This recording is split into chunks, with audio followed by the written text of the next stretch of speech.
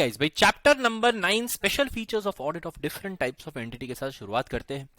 ये चैप्टर अगर हम देखें तो मॉड्यूल में बहुत बड़ा है ना, काफी बड़ा चैप्टर है सर, इतना लंबा याद कैसे रहेगा ये करके। बट इसको हमने क्या कर दिया है, बहुत ही सिंप्लीफाइड वर्जन में शॉर्ट कर दिया है। रिवीजन वर्जन में एकदम बहुत आसान रहेगा, मतलब तुम्हें रिवाइज करने में, मतलब इतना तुम रिवाइज कर दो and you will be able to answer most of the questions. मैं तो बोल रहा हूँ क्योंकि सारे टॉपिक्स तो देखो कवर होते ही है। पीआर बुक के तुम कोई भी चैप्टर देख लो, सारे टॉपिक्स कवर होंगे इसके अंदर, ठीक है। बट पॉइंट खाली इतना है कि यार जितने टॉपिक, सारे टॉपिक्स तो कवर हो गए, पर एकदम शॉर्ट वर्जन में हमने इसको कर दिया, जैसे तुम्हें चीजें क्या होने लगी, याद होगी, फिर तुम अपने हिसाब से थोड़ा थोड़ा थोड़ा थोड़ा करके एक्सटेंड करके तुम आराम से क्या कर सकते हो, पूरा आंसर लिख सकते हो। ठीक है, तो ये आराम से तुम्हारा कंप्लीट हो जाएगा। ठीक है, अपने कोशिश करेंगे भाई ये इतना बड़ा चैप्टर जो है वो 2-1 घंटे के अंदर अपने क्या कर देंगे, रिवाइज कर देंगे इसको। ठीक है, chapter number 9 special features of audit of different types of entities. ठीक है, सबसे पहले शुरुआत, ये चैप्टर को है ना अपने 3 पार्ट में डिवाइड कर दे। गवर्नमेंट ऑडिट वाला एक पार्ट आ गया, फिर अपना पार्ट आ गया audit of different types of entities वाला आ गया है ना, स्पेशल ऑडिट वाला आ गया, और फिर आ गया ऑडिट ऑफ कोऑपरेटिव सोसाइटीज वाला, audit of trust and society वाला। ठीक है, सबसे पहले अपने शुरुआत करेंगे गवर्नमेंट ऑडिट के साथ। देखो गवर्नमेंट ऑडिट में पहले तो बैकग्राउंड आ गया कि यार as per article 266 consolidated fund of India consist of all revenue received from direct and indirect taxes और loans taken by government of India and all amount of repayment of loans received by the government of India. मतलब आजू बाजू की सारी चीजें क्या कर दी मैंने, हटा दी है। सिर्फ जो फोकस वाली चीज है, जो सबसे इंपॉर्टेंट वाली चीज है, वही मैंने इंक्लूड करी है इसके अंदर। इसलिए एग्जाम पॉइंट ऑफ व्यू से, एग्जाम ओरिएंटेड ये सबसे बेस्ट मटेरियल हुआ। ठीक है ना, एज पर आर्टिकल 266 है ना, आर्टिकल 266 के हिसाब से कंसोलिडेटेड फंड ऑफ इंडिया जो है वो हमारा सबसे मेन फंड होता है, which consist of all the revenue received from direct and indirect taxes. Consolidated fund of India consist of सारे रेवेन्यू जो डायरेक्ट इनडायरेक्ट टैक्सेस से लोन लिया हुआ सब कुछ कंसोलिडेटेड फंड ऑफ इंडिया में आता है। ठीक है, या फिर जो repayment of loans received by the government of India, सब कुछ कंसोलिडेटेड फंड ऑफ इंडिया से आता है। अच्छा, सारे खर्चे भी कहां से होते हैं, कंसोलिडेटेड फंड ऑफ इंडिया से ही होते हैं। ठीक है, नाउ ऑब्वियसली बात है, ये सारे खर्चे इतने कंसोलिडेटेड फंड ऑफ इंडिया से इतने खर्चे होते हैं, पार्लियामेंट अकेला तो क्या कर सकता है, इसको पूरा स्क्रूटनाइज नहीं कर सकता, इसलिए एक पार्लियामेंट की सब कमिटी बनती है which is known as a public accounts committee, जो पार्लियामेंट की ही सब कमिटी होती है, जिसमें सब मतलब अपोजिशन पार्टी, रूलिंग पार्टी सब होते हैं। ठीक है, पब्लिक अकाउंट्स कमिटी स्क्रूटनाइज करती है एक्सपेंडिचर ऑफ गवर्नमेंट एंटिटीज को। ठीक है, गवर्नमेंट एंटिटी के एक्सपेंडिचर को वही स्क्रूटिनाइज करती है। ठीक है, नाउ गवर्नमेंट ऑडिट का मेन ऑब्जेक्टिव क्या है, 3 मेन ऑब्जेक्टिव्स है गवर्नमेंट ऑडिट के। ठीक है, पहले अकाउंटिंग फॉर पब्लिक फंड्स, कि यार पब्लिक का पैसा है, इसकी अकाउंटिंग होनी चाहिए, है ना, पैसा का कितना आया कितना जा रहा है। ठीक है, इसके अलावा appraisal of government policy, government यार पैसा यूज करके कुछ ना कुछ काम करती रहती है, नए नए पॉलिसी लाती रहती है पब्लिक के वेलफेयर के लिए। भाई वो पॉलिसियां जो है वो काम कर रही है कि नहीं कर रही है, वो appraisal of public government policy आएगी। और तीसरा, base for corrective actions by highlighting the lapses. मतलब क्या, करेक्टिव एक्शन क्या ले सकते हैं पता है, क्योंकि ऑडिट होता है, गवर्नमेंट ऑडिट होता है, तो क्या होता है, जहां जहां गड़बड़ होती है वो सब हाईलाइट कर लेते हैं, जिससे जो पर्सन रिस्पॉन्सिबल रहता है, हाँ, वो अकाउंटेबल बन जाता है। बोलो वो हायर अथॉरिटी को पता चल जाता है कि बोले इसको ये काम दिया था, इसने काम किया नहीं, देख ऑडिट वाले ने गलती निकाल दी, तो बेस फॉर करेक्टिव एक्शन रहता है, जिससे जो हायर सीनियर अथॉरिटीज होती है वो जूनियर अथॉरिटी को रिप्रीमेंट कर सकते, पनिश कर सकते हैं। ठीक है, नाउ जो ऑडिटर फॉर गवर्नमेंट ऑडिट, बोलो गवर्नमेंट ऑडिट के लिए ऑडिट कौन करता है, controller and auditor general through the agency of Indian audit and accounts department. ठीक है, C&AG जिसको अपने कहते हैं, controller and auditor general through agency of Indian audit and accounts department अपने बोलते हैं, पूरा पूरा डिपार्टमेंट है इनके पास, Indian audit and accounts department. Total इसे हम कहते हैं सुप्रीम ऑडिट इंस्टीट्यूट, है ना, SAI कहते हैं अपने, है ना, जब कंबाइंड होता है ना C&AG और Indian audit and accounts department, that is known as SAI। ठीक है, चलो भाई, legal framework and controller and auditor general देके रखा हुआ है। देखो लीगल फ्रेमवर्क समझ लो ध्यान से, मेन पॉइंट से डाले हुए मैंने इसके अंदर। जो C&AG है, he is appointed by the president of India, सीधा, है ना, इंडिपेंडेंस अपने इंडिपेंडेंस रखने के लिए appointed by the president of India. Remove कब कर सकते हैं, only on grounds of proven, only in case of incapacity of proven misbehaviour. Incapacity of proven misbehaviour है तो ही आप निकाल सकते हो, वो भी अगर 2/3 मेजोरिटी के साथ दोनों हाउसेस ऑफ पार्लियामेंट ने वोट पास किया तो। Removal only if 2/3 majority of both houses of parliament है, उन्होंने वोट किया, और वो भी किस केस में, सिर्फ इनकैपेसिटी ऑफ प्रूवन मिसबिहेवियर के केस में। ठीक है, और ड्यूरेशन क्या, he will hold the office for 6 years और 65 years of age whichever is earlier. ठीक है, ये उसका पूरा टेन्योर रहेगा कि यार वो इतने टाइम तक होल्ड कर सकता है अपने ऑफिस। तो एक बात यहां पे आ गई कि यार इंडिपेंडेंस भी रहता है और टेन्योर कितना रहेगा, वो सब कुछ कवर हो जाता है। इसके अलावा कुछ कॉन्स्टिट्यूशन के आर्टिकल से आर्टिकल 149, 150, 151 वो तुम्हें देखने हो तो तुम देख सकते हो, ठीक है। अब एक बड़ा टॉपिक अपना आ जाता है यहाँ पे, duties of controller and auditor general. भाई ड्यूटीज क्या क्या है कंट्रोलर ऑडिटर जनरल की? सबसे पहला ड्यूटी आ जाता है compile and submit accounts of union and state. जितने यूनियन एंड स्टेट है उनके जितने अकाउंट्स है, देखो ये क्या होता है पता है, जो ऑफिसेज होते हैं ना यूनियन और स्टेट के, ये लोग एक सब्सिडियरी बुक मेंटेन करते हैं जिसमें ट्रांजेक्शन सारी लिख देते हैं। पर अब यार ऐसी तो कितनी ऑफिसेज होती होगी। अब मेरे को अगर गुजरात गवर्नमेंट के एक्सपेंडिचर का देखना हो या मेरे को महाराष्ट्र के गवर्नमेंट का एक्सपेंडिचर देखना हो तो उसमें हजारों ऑफिसेज होते होंगे। सब ऑफिसेज के अकाउंट्स को पूरा कंपाइल करना यानी जोड़ना और उसको अलग अलग हेड्स में डिवाइड करना और फिर फाइनेंशियल स्टेटमेंट का एक प्रॉपर फॉर्मेट बनाना, ये किसका काम रहेगा? कंट्रोलर ऑडिटर जनरल का, ठीक है। तो वो compile and submit accounts of union state. अच्छा, कंपाइल एंड सबमिट, सबमिट का मतलब क्या? सीएनएजी क्या करेगा पता है? जितने अकाउंट्स है वो सब सबमिट करेगा या तो गवर्नर को या प्रेसिडेंट को। Who shall cause it to be laid down before the houses of parliament या स्टेट लेजिस्लेचर। सो बेसिकली अगर स्टेट गवर्नमेंट के बुक्स ऑफ अकाउंट्स है वो गवर्नर को जाएंगे, स्टेट गवर्नर को जाएंगे, स्टेट गवर्नर स्टेट लेजिस्लेचर में सबमिट करेगा इसको। और अगर यूनियन के जो बुक्स ऑफ अकाउंट्स है वो किसको सबमिट करेंगे? प्रेसिडेंट को। President will cause it to be laid down before the house of parliament, ठीक है। इसके अलावा सेकंड अपना ड्यूटी जो है that is audit and report on all expenditure from consolidated fund of India and of each state and of each union territory having a legislative assembly. क्या करेंगे अपने? ऑडिट करेंगे, रिपोर्ट करेंगे on all expenditure from consolidated fund of India, each state, each union territory having a legislative assembly. इसमें हम audit क्या क्या करेंगे सर? इसमें क्या क्या ऑडिट करेंगे? अब ये ऑडिट एंड रिपोर्ट क्या ना एक्चुअली है ना, ये एक ही पॉइंट है पर तीन पार्ट में मैंने पॉइंट्स में डिवाइड कर दिया इसको, तीन पार्ट में डिवाइड कर दिया। Audit and report on all expenditure, सारे खर्चों पे ऑडिट करेंगे।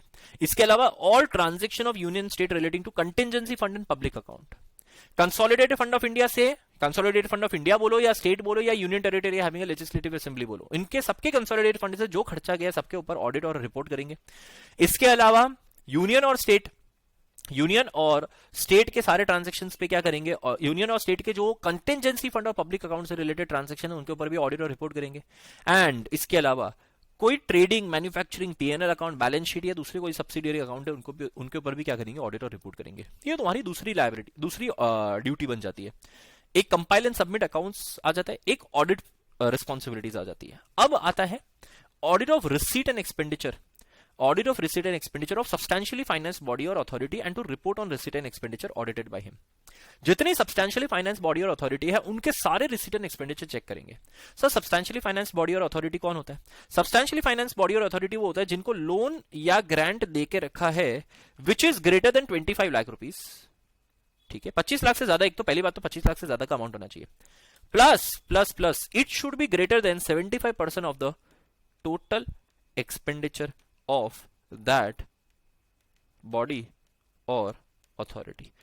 कोई एनजीओ हो गया, कोई बॉडी हो गई, कोई अथॉरिटी हो गई, कोई कंपनी हो गई, कुछ भी हो, 25 लाख से ज्यादा का तुमने लोन या ग्रांट देके रखा है और एंड दिया है, एंड मतलब और वो इंग्लिश वाला और नहीं यार, हिंदी वाला और, ठीक है। और 75% से ज्यादा, 75 it should be the loan और grant amount should be greater than 75% of the total expenditure of that body और अथॉरिटी। ऐसे केसेस में वो बॉडी और अथॉरिटी अपने कहेंगे वो बॉडी और अथॉरिटी क्या है? सब्सटैंशियली फाइनेंस्ड है। और अगर वो बॉडी और अथॉरिटी सब्सटैंशियली फाइनेंस है तो अपने को क्या करना पड़ेगा? उसके रिसीट और एक्सपेंडिचर को चेक करना पड़ेगा, सीएनएजी को। रिसीट एक्सपेंडिचर को चेक करके उसको वो रिपोर्ट सबमिट करेगा, ठीक है। इसके अलावा the CNHE shall also scrutinize procedure of sanctioning grants and loans given and shall have the right of access after giving reasonable previous notice to books and accounts of their authority or body। ये भी scrutinize करेंगे हम कि यार जो authority grant दे रहा है, loan दे रहा है, क्या उसके पास पावर है? क्या उसने एक स्पेसिफिक प्रोसीजर एस्टैब्लिश करा है देखने के लिए कि यार किसको ग्रांट दूं, किसको लोन दूं, क्या वो कंडीशंस फुलफिल कर रहा है ग्रांट लोन की? इसके लिए उस सैंक्शनिंग अथॉरिटी के पास क्या होनी चाहिए? कोई प्रोसीजर तो होनी चाहिए ना। तो हम उस प्रोसीजर को क्या करेंगे? स्क्रूटिनाइज करेंगे। एंड उसके लिए उसके books of accounts of that authority और बॉडी, जो सैंक्शनिंग अथॉरिटी है, उसके बुक्स ऑफ अकाउंट्स हम चेक कर सकते हैं after giving a reasonable previous notice. And last आता है audit and report on accounts of stores and inventory kept in any office और डिपार्टमेंट ऑफ द यूनियन और स्टेट। स्टोर्स एंड इन्वेंट्री का अपना अलग एक टॉपिक है, वो उसमें देख लेंगे, ठीक है। पावर कितना देके रखा है? 4 पॉइंट देके रखे हुए पावर के अंदर, ठीक है। पावर क्या है? सबसे पहला inspect any office of accounts under control of union और स्टेट इंक्लूडिंग ऑफिस रिस्पॉन्सिबल, ठीक है, कोई भी ऑफिस ऑफ अकाउंट से कोई भी office responsible for creation of subsidiary books है, या फिर जिस भी ऑफिस के अंदर बुक्स ऑफ अकाउंट्स पड़े हैं या कोई भी इंफॉर्मेशन पड़ी है, उस ऑफिस को जाके वो क्या कर सकता है, इंस्पेक्ट कर सकता है ना, पूरा स्क्रूटिनाइज कर सकता है इसमें, है ना। इसके अलावा accounts, books, papers and other documents which deal with relevant are relevant to transaction under audit, वो मंगवा सकता है। He can call upon for any kind of accounts और बुक्स और पेपर्स और other documents which deal with और are relevant to the transaction under audit. अभी ये हो गया सेकेंड नंबर का पॉइंट। तीसरा पावर क्या है, he can put such question और make such observation as he may consider necessary to person in charge, जो भी पर्सन इन चार्ज है उससे क्वेश्चन पूछ सकते हैं, ऑब्जर्वेशन ले सकता है। And he has the power to dispense with any part of detailed audit, detailed audit का कोई भी पार्ट हो, नहीं करना उसको ऑडिट ना करे। he is not subject to any kind of questions, he can apply such limited checks as he considers necessary, है ना, जितना उसको लिमिटेड चेक करना है उतना कर सकता है, ठीक है। तो ये 4 पावर देके रखा हुआ है, कोई भी ऑफिस इंस्पेक्ट कर सकता है, कोई भी books of accounts, papers, document मंगवा सकता है, क्वेश्चन पूछ सकता है और ऑडिट जितना करना है उतना करेगा वो, ठीक है। अब हमारा सबसे इंपॉर्टेंट टॉपिक आ जाता है एक्सपेंडिचर ऑडिट वाला। भाई अब एक्सपेंडिचर ऑडिट जो है ये हमारे हो जाते हैं भाई करीबन 5 तरह के, ठीक है। तो 5 तरह के एक्सपेंडिचर ऑडिट हो गए। एक audit against rules and order. Audit against rules and order basically ये कहता है कि एक्सपेंडिचर जो भी इंकर हो रहा है that conforms to relevant provisions of statutory enactment in accordance with financial rules and regulation framed by competent authority. Simple शब्दों में कहना चाहता है कि जितना खर्चा हुआ है वो कॉन्स्टिट्यूशन कॉन्स्टिट्यूशन के अंडर बने हुए जो लॉज एंड रेगुलेशन है वो, और उनके अंडर जो कंपिटेंट अथॉरिटी ने बनाए हुए हैं फाइनेंशियल रूल्स एंड रेगुलेशन, जो हायर अथॉरिटी ने तुम्हारे हायर अथॉरिटी ने कोई फाइनेंशियल रूल्स एंड रेगुलेशन बनाए, उसके हिसाब से खर्चा हो रहा है कि नहीं। तो एक्सपेंडिचर ऑडिट में सबसे पहला ये आ गया audit against rules and order, ठीक है। तो ये मेन डेफिनेशन है, ये याद रखना है कि expenditure incurred conforms to relevant provisions of statutory enactment and accordance with financial rules and regulation framed by competent authority, ठीक है। Now rules and order may follow under the following category. किस तरह के रूल्स एंड ऑर्डर्स हो सकते हैं? Mainly 3 तरह के रूल्स एंड ऑर्डर होते हैं। एक पावर टू इंकर and sanction expenditure from consolidated fund of India, है ना। किसके पास पावर रहेगी टू इंकर and sanction expenditure from consolidated fund of India, and अगर तुम्हें क्या बोलते खर्चा करना है तो कैसे खर्चा कर सकते हो, तो उसके बारे में रूल्स रेगुलेशन हो सकते हैं। अच्छा, रूल्स रेगुलेशन दूसरे हो सकते हैं of dealing with the mode of presentation of claim against the government withdrawing money from the consolidated fund of India. अगर तुमने गवर्नमेंट के बिहाफ पे कोई खर्चा किया है तो कैसे तुम गवर्नमेंट से पैसे क्लेम करोगे, क्या प्रोसीजर रहेगा, वो उसके रिगार्डिंग रूल्स एंड ऑर्डर्स रहेंगे। या अगर तुम्हें कंसोलिडेटेड फंड ऑफ इंडिया से विड्रॉ करना है कुछ भी पैसा, तो वो कैसे विड्रॉ करोगे, उसके रिगार्डिंग रूल्स एंड ऑर्डर्स होंगे। और लास्ट होगा rules and orders regulating the condition of service, pay and allowance of pension of government servant. यार खर्चे का तो देखो खर्चा कैसे इंकर और सैंक्शन करोगे ये भी है, खर्चा कैसे पैसा कैसे विड्रॉ करोगे, या अगर तुम्हें क्लेम करना है तो कैसे करोगे, वो भी आ गया। और आ गया कि यार अगर मेन बाकी खर्चा क्या होता है, गवर्नमेंट सर्वेंट्स यानी गवर्नमेंट के जो एम्प्लॉइज हैं उनको पे देना, तो कौन डिसाइड करेगा। जैसे उसके लिए हमारे 7th पे कमीशन होता है, तो वो डिसाइड कर दे कि कंडीशन ऑफ सर्विस क्या है, पे क्या है, अलाउंस क्या है, पेंशन क्या है, ठीक है। चलो, तो ये हो गया अपना, वो ध्यान रखना है। अब मैं बता दूं तुम्हें, ऑडिट का फंक्शन है to carry out examination of various rules and regulation issued by executive authority to see that. देखो आज ऑडिटर जो है ना वो एक क्वासी जुडिशियल काम करता है, मतलब वो ये देखता है कि रूल्स रेगुलेशन जो बने हुए हैं ना उसके हिसाब से खर्चा हो रहा है कि नहीं हो रहा है।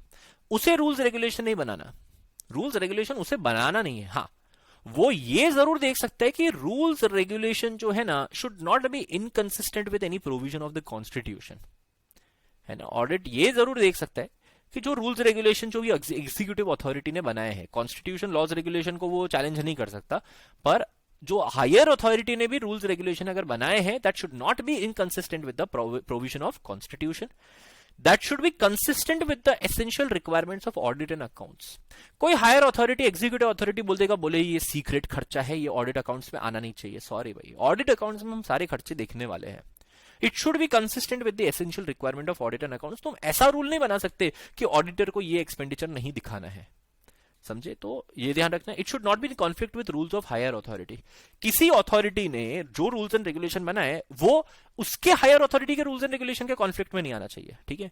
और लास्ट बोल दिया, जो भी रूल बना रहा है उसके पास रूल मेकिंग पावर होना चाहिए। Issuing authority should possess the necessary rule making power.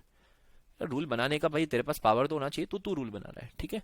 तो चार चीजें देखना है कि ऑडिटर भले ही रूल रेगुलेशन बनाता नहीं है, पर वो ये जरूर देख सकता है कि रूल रेगुलेशन जो है वो इनके साथ कंप्लाई कर रहा है। They should not be inconsistent with the provision of constitution, they should be consistent with requirements of audit, they should not be inconsistent या not in conflict with rules of higher authority, या issuing authority के पास rule making power होना चाहिए, ठीक है। फिर दो, ये तो हो गया audit of rules and order. फिर दो छोटे छोटे ऑडिट आते हैं, audit of sanction, audit against provision of fund. इसमें कुछ खास नहीं है। ऑडिट ऑफ सैंक्शन खाली इतना ही कहता है कि यार कोई भी खर्चा हो रहा है उसके लिए या तो स्पेशल सैंक्शन होना चाहिए, जनरल सैंक्शन होना चाहिए। जो एक कंपिटेंट अथॉरिटी जिसके पास पावर है एक्सपेंडिचर को ऑथराइज करने का पावर है, वो उसने या तो स्पेशल सैंक्शन दिया है या जनरल सैंक्शन दिया है। जनरल सैंक्शन मतलब क्या? उसने बोल दिया कि भाई 5,000 के नीचे का जो खर्चा करना है तू कर, देखो मेरे को हर बार पूछने की जरूरत नहीं है, तो एक जनरल सैंक्शन दे दिया। पर 5,000 के ऊपर के सारे खर्चों के लिए तो स्पेशली उसके पास जा जाके सैंक्शन लेना पड़ेगा ना, तो वो स्पेशल सैंक्शन हो गया या जनरल सैंक्शन हो गया, ठीक है। Audit against provision of fund ये कहता है कि यार आप कोई भी खर्चा कर रहे हो उसके सामने तुम्हारे पास पहले से ही फंड अवेलेबल होना चाहिए। बिना फंड के पहले खर्चा कर लो और फिर बोलो कि लाओ पैसा लाओ, तो नहीं होना चाहिए। पहले से आपके पास वो फंड होना चाहिए। जैसे फॉर एग्जांपल मान लो इसरो को कोई रॉकेट लॉन्च करना है, ठीक है, उसके लिए उसको 300 करोड़ चाहिए, तो पहले वो ऐसा करेगा, वो 300 करोड़ पहले खर्चा कर लेगा, फिर बोलेगा लाओ भाई 300 करोड़ लाओ, मैंने रॉकेट लॉन्च कर दिया। पहले से ही उसके पास 300 करोड़ आने चाहिए, फिर वो उसमें से खर्चा कर पाएगा, ठीक है। और जो खर्चा कर रहा है उसके लिए ऑथराइजेशन होना चाहिए। तो वो दोनों यहाँ पे कवर हो जाते हैं, ऑडिट ऑफ सैंक्शन भी, audit against provision of fund भी। So provision of fund out of which expenditure can be incurred and same has been authorised by competent authority, ठीक है। ये ऑडिट ऑफ सैंक्शन हो गया, audit against provision of fund. फिर आता है propriety audit. अब प्रोप्राइटी ऑडिट का मतलब क्या होता है? देखो भाई, प्रोप्राइटी ऑडिट बोलता है कि expenditure should be incurred with due regards of broad and general principles of financial propriety. Financial propriety कहता है कि यार पैसे की थोड़ी समझ होनी चाहिए, आप खर्चा करने से पहले पैसे की थोड़ी समझ होनी चाहिए। कोई इम्प्रॉपर खर्चा, कोई अवॉइडेबल खर्चा, इनएफेक्टिव खर्चा, वेस्टफुल एक्सपेंडिचर नहीं होना चाहिए। तो ऐसा बहुत सी बार होता है कि even though expenditures are complying with the rules and regulation, फिर भी वो वेस्टफुल या इम्प्रॉपर हो सकते हैं, बिल्कुल। So auditors try to bring out cases of improper, avoidable or ineffective expenditure, even though expenditure has been incurred in conformity with existing rules and regulation. Even though expenditure existing rules and regulation के मुताबिक बनाओ ना, तो भी वो क्या हो सकता है? इम्प्रॉपर हो सकता है, ठीक है। तो ऐसे तरह के खर्चे निकालने। अब ये समझना, ये चीज है ना बड़ी सब्जेक्टिव होती है। तुम्हारे हिसाब से ये इम्प्रॉपर खर्चा होगा, शायद खर्चा करने वाले के हिसाब से उस वक्त जरूरी था। तो बहुत ध्यान से सोच समझ के हमें डिटरमाइन करना है कि क्या ये खर्चा जो है वो इम्प्रॉपर है या नहीं है, समझे। तो स्टैंडर्ड और फाइन, उसके लिए देखो, इसके लिए कोई स्पेसिफिक स्टैंडर्ड नहीं हो सकता, पर कुछ जनरल स्टैंडर्ड्स देके रखे हुए कि देखो बाकी सब तुम सर्कमस्टांसेस के हिसाब से डिटरमाइन करो, है ना। क्या बोल दिया? बाकी तुम सर्कमस्टांसेस के हिसाब से डिटरमाइन करो, पर जनरल में मैं कुछ बता देता हूं कि कुछ चीजें ध्यान में रखना। वो स्टैंडर्ड ऑन फाइनेंशियल प्रोप्राइटी बन गया। पहला, expenditure should not be prima facie more than the occasion demand. उस पर्टिकुलर ओकेजन में, उस पर्टिकुलर सिचुएशन में जितना खर्चा होना चाहिए उससे ज्यादा का खर्चा नहीं दिखना चाहिए। आज तुम बोलो कि सर मेरे को ये चीज खरीदने के लिए 2 लाख रुपए, वो चीज बाहर 2 लाख रुपए में मिल जाती है आराम से, और उसमें तुम खर्चा दिखा रहे हो 4 लाख रुपए का, तो ऐसा नहीं होना चाहिए। तो expenditure should not be prima facie मतलब initially on the face should not be more than the occasion demands, ठीक है। दूसरा, no authority shall exercise its power of sanctioning expenditure to pass an order which will be directly or indirectly to its own advantage. कोई authority power exercise नहीं करेगी of sanctioning authority, sanctioning expenditure sanction करने का power use नहीं करेगी जो पता है उसे कि वो डायरेक्टली इनडायरेक्टली उसके खुद के फायदे के लिए ही है। ऐसा कोई एक्सपेंडिचर वो सैंक्शन नहीं कर सकती। और तीसरा, public money should not be utilise for benefit of particular person और section of community unless amount या तो बहुत इनसिग्निफिकेंट है, या फिर it is enforce by the court, या फिर it is as per the recognise policy और कस्टम।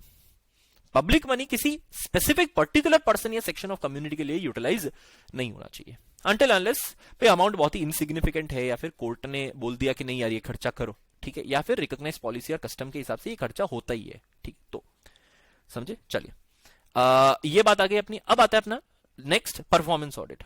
लास्ट आता है परफॉर्मेंस ऑडिट।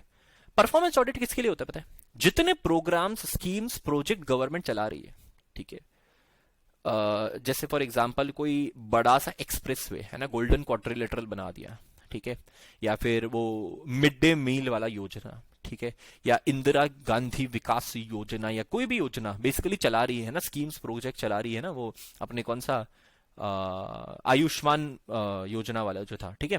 सो ये प्रोग्राम स्कीम्स प्रोजेक्ट चला रही है वहां पे जहां पे बड़े एक्सपेंडिचर हो रहे हैं, वो इकोनॉमिकली रन होने चाहिए and it should yield results expected of them. खर्चा जो है वो लिमिट में होना चाहिए, इकोनॉमिकली होना चाहिए, एंड जो रिजल्ट निकलना चाहिए वो रिजल्ट निकल रहा है, ऐसा हम चेक करेंगे परफॉर्मेंस ऑडिट में। अब इसमें बेसिकली हम 3 चीजें चेक करते हैं, एफिशिएंसी, इकोनॉमी और इफेक्टिवनेस, ठीक है। एफिशिएंसी ऑडिट ये चीज चेक करता है कि स्कीम्स और प्रोग्राम्स जो है they are executed and their operations are conducted economically and it is yielding, क्या बोलते हैं, it is yielding the results expected of them. मतलब बेसिकली एफिशिएंसी जो है ना वो इनपुट आउटपुट रेशियो को चेक करती है, इनपुट आउटपुट रेशियो को चेक करती है। मतलब उसमें एक्चुअली तुम देखो ना तो एफिशिएंसी में ना मनी की भी एफिशिएंसी आ जाएगी, टाइम की भी एफिशिएंसी आ जाएगी, रिसोर्सेज की भी एफिशिएंसी आ जाएगी। सो ये बेसिकली वो सारी चीजें कवर कर देता है, इसलिए हम उसको एफिशिएंसी कम परफॉर्मेंस ऑडिट भी कहते हैं। परफॉर्मेंस ऑडिट का दूसरा नाम है फुल स्कोप ऑडिट या फिर एफिशिएंसी ऑडिट। सो जहां पे स्कीम्स या प्रोग्राम एग्जीक्यूट हो रहे हैं और उसके ऑपरेशंस कंडक्ट हो रहे हैं economically and in accordance with the input and input utilise, ठीक है। इनपुट आउटपुट का रेशियो सही होना चाहिए। इकोनॉमी ऑडिट बोल रहा है कि आप जो फाइनेंशियल, ह्यूमन या फिजिकल रिसोर्सेज एक्वायर कर रहे हो वो इकोनॉमिकल मैनर में होने चाहिए, सोच समझ के खर्चा कर रहे हो, क्या बोलते, सही से सही इंसान या सही से सही चीजें मिल रही है अपने को। जैसे 4 जगह ढूंढेंगे तो अपने को सस्ती चीज, वही सेम चीज अपने को सस्ते में मिल सकती है, ठीक है, या बल्क में खरीद रहे हैं, वैसा कुछ। तो इकोनॉमिकली होना चाहिए। और इफेक्टिवनेस का मतलब होता है कि हमारा जो मेन पर्पस है, हमारा जो ऑब्जेक्ट है, हमारा जो उद्देश्य होता है ना वो फुलफिल हो जाना चाहिए।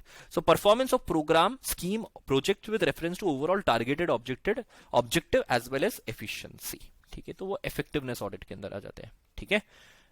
चलो, तो ये एफिशिएंसी, इकोनॉमी और इफेक्टिवनेस आ जाता है। Efficiency cum performance audit basically क्या करता है, it is an objective examination of financial and operational performance of an organisation programme. कोई भी ऑर्गेनाइजेशन कोई प्रोग्राम चेक करती है, उसका फाइनेंशियल और ऑपरेशनल दोनों एस्पेक्ट से हम उसको चेक करते हैं, है ना, उस पर्टिकुलर प्रोग्राम को। क्लियर, ये हो गया परफॉर्मेंस ऑडिट। परफॉर्मेंस ऑडिट पे बाद आता है अब अपना ऑडिट ऑफ रिसीट, है ना। ऑडिट ऑफ रिसीट जो है, देखो, it is not as widespread as audit of expenditure, इसलिए अलग अलग तरह के नहीं होता audit of receipt, but yes, that is getting importance, gaining importance in some countries. सबसे पहला मेन ऑब्जेक्टिव क्या होता है पता है ऑडिट ऑफ रिसीट के अंदर? हम क्या चेक करते हैं, we verify correct assessment, realisation and crediting of government revenue by designated authority. Designated authority ने जो भी डेजिग्नेट, जैसे मान लो इनकम टैक्स डिपार्टमेंट को सोचो कि इनकम टैक्स डिपार्टमेंट ने प्रॉपर तरीके से असेस करा है, रियलाइज करा है, पैसे निकलवाए हैं, है ना, कैलकुलेट करा है, पैसे निकलवाए हैं और गवर्नमेंट के अकाउंट को क्रेडिट करा है उस रेवेन्यू से, वो इनकम टैक्स डिपार्टमेंट का काम है। तो ये मेरा मेन चेक करना है कि मैं इस इनकम टैक्स डिपार्टमेंट के इस प्रोसीजर को चेक करूं कि क्या इनकम टैक्स डिपार्टमेंट ने ऐसा पूरा सिस्टम क्रिएट किया है, क्या सिस्टम क्रिएट किया है for correct assessment, realisation and crediting of government revenue by designated authority, ठीक है। नेक्स्ट प्रोसीजर, भाई आप एग्जांपल अगर इनकम टैक्स डिपार्टमेंट का ले रहे तो उसी हिसाब से सोचना कि इनकम टैक्स डिपार्टमेंट ने प्रॉपर रेगुलेशन और प्रोसीजर बनाया हुआ है, रेगुलेशन प्रोसीजर बनाया है for effective check on assessment, collection and case allocation. मतलब बेसिकली रेवेन्यू एलोकेशन होना चाहिए, केस एलोकेशन तो नहीं होना चाहिए, रेवेन्यू एलोकेशन होना चाहिए, ठीक है। सो बेसिकली एक प्रॉपर रेगुलेशन और प्रोसीजर होना चाहिए जिससे हम प्रॉपर सारे सिस्टम को कैलकुलेट कर सके, पूरी रेवेन्यू को कैलकुलेट कर सके, कलेक्ट कर सके और रेवेन्यू को क्या कर सकते हैं, एलोकेट कर सकते हैं कि गवर्नमेंट का कितना होगा या किसका डिपार्टमेंट का कितना होगा, वॉट एवर इट इज, ठीक है। अच्छा, खाली इतना ही नहीं, रेगुलेशन प्रोसीजर बनाने से कुछ नहीं होगा, इंप्लीमेंटेशन भी अपने को चेक करना पड़ेगा कि ये रेगुलेशन प्रोसीजर जो है इंप्लीमेंट हो रहा है कि नहीं, ठीक है। इसके अलावा एक पॉइंट तुम लिख सकते हो फ्रॉड डिटेक्शन एंड इन्वेस्टिगेशन का। फ्रॉड डिटेक्शन एंड इन्वेस्टिगेशन में पॉइंट लिख सकते हो कि you have to ensure adequate check for prompt detection and investigation of irregularities, double refund, fraudulent vouchers और revenue loss। क्या इंश्योर करेंगे अपने adequate checks, ये प्रॉपर इंटरनल कंट्रोल सिस्टम होना चाहिए।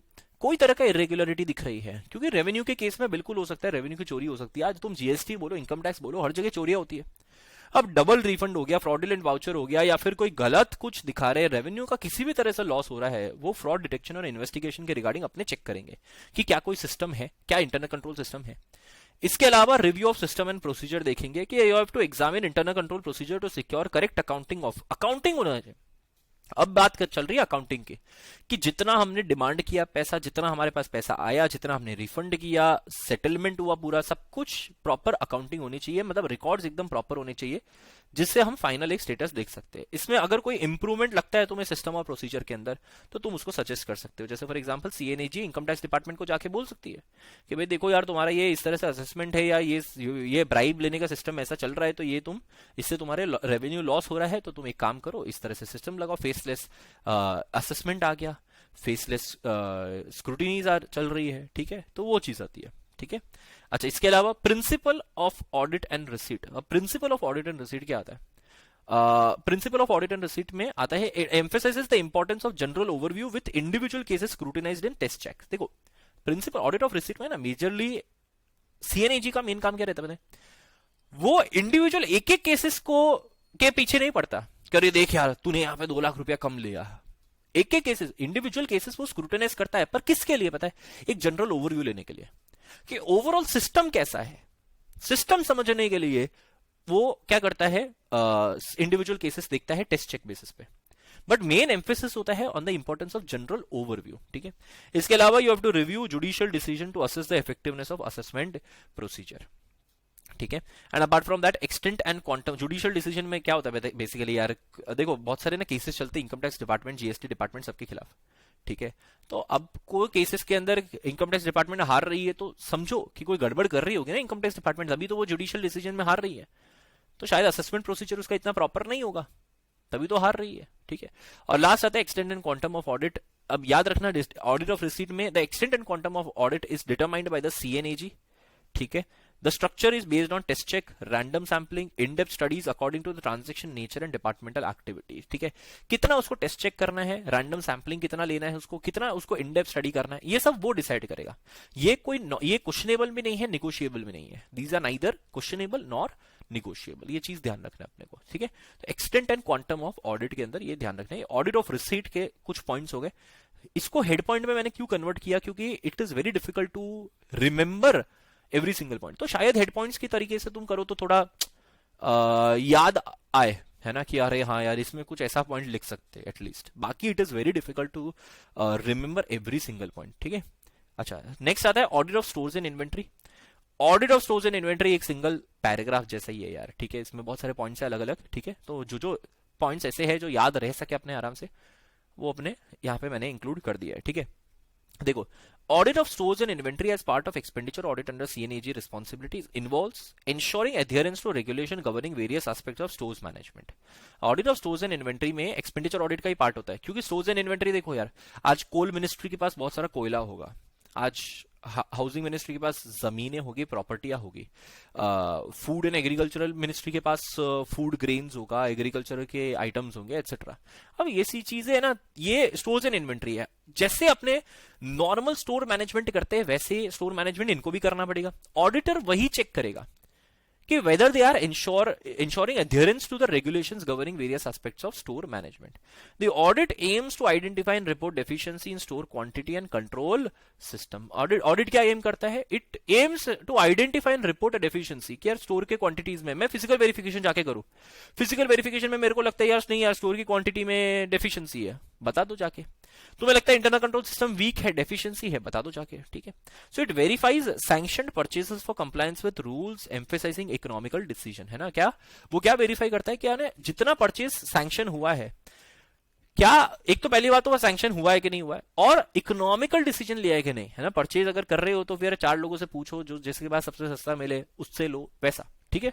तो audit also checks reasonableness of prices, ensuring alignment with supply contracts and addressing issues related to quality and quantity certification, ठीक है। तो ये भी देखना है अपने को कि प्राइसेस रीजनेबल होने चाहिए, सप्लाई कॉन्ट्रैक्ट्स के हिसाब से जो प्राइस पे हमने परचेज, कॉन्ट्रैक्ट में जो प्राइस लिखी है उसी के हिसाब से हमें परचेज करना है, एंड वही क्वालिटी और वही क्वांटिटी का एक सर्टिफिकेशन होना चाहिए, जिससे अपने को इंश्योर हो जाए कि हाँ यार क्वालिटी क्वांटिटी सही है, ठीक है।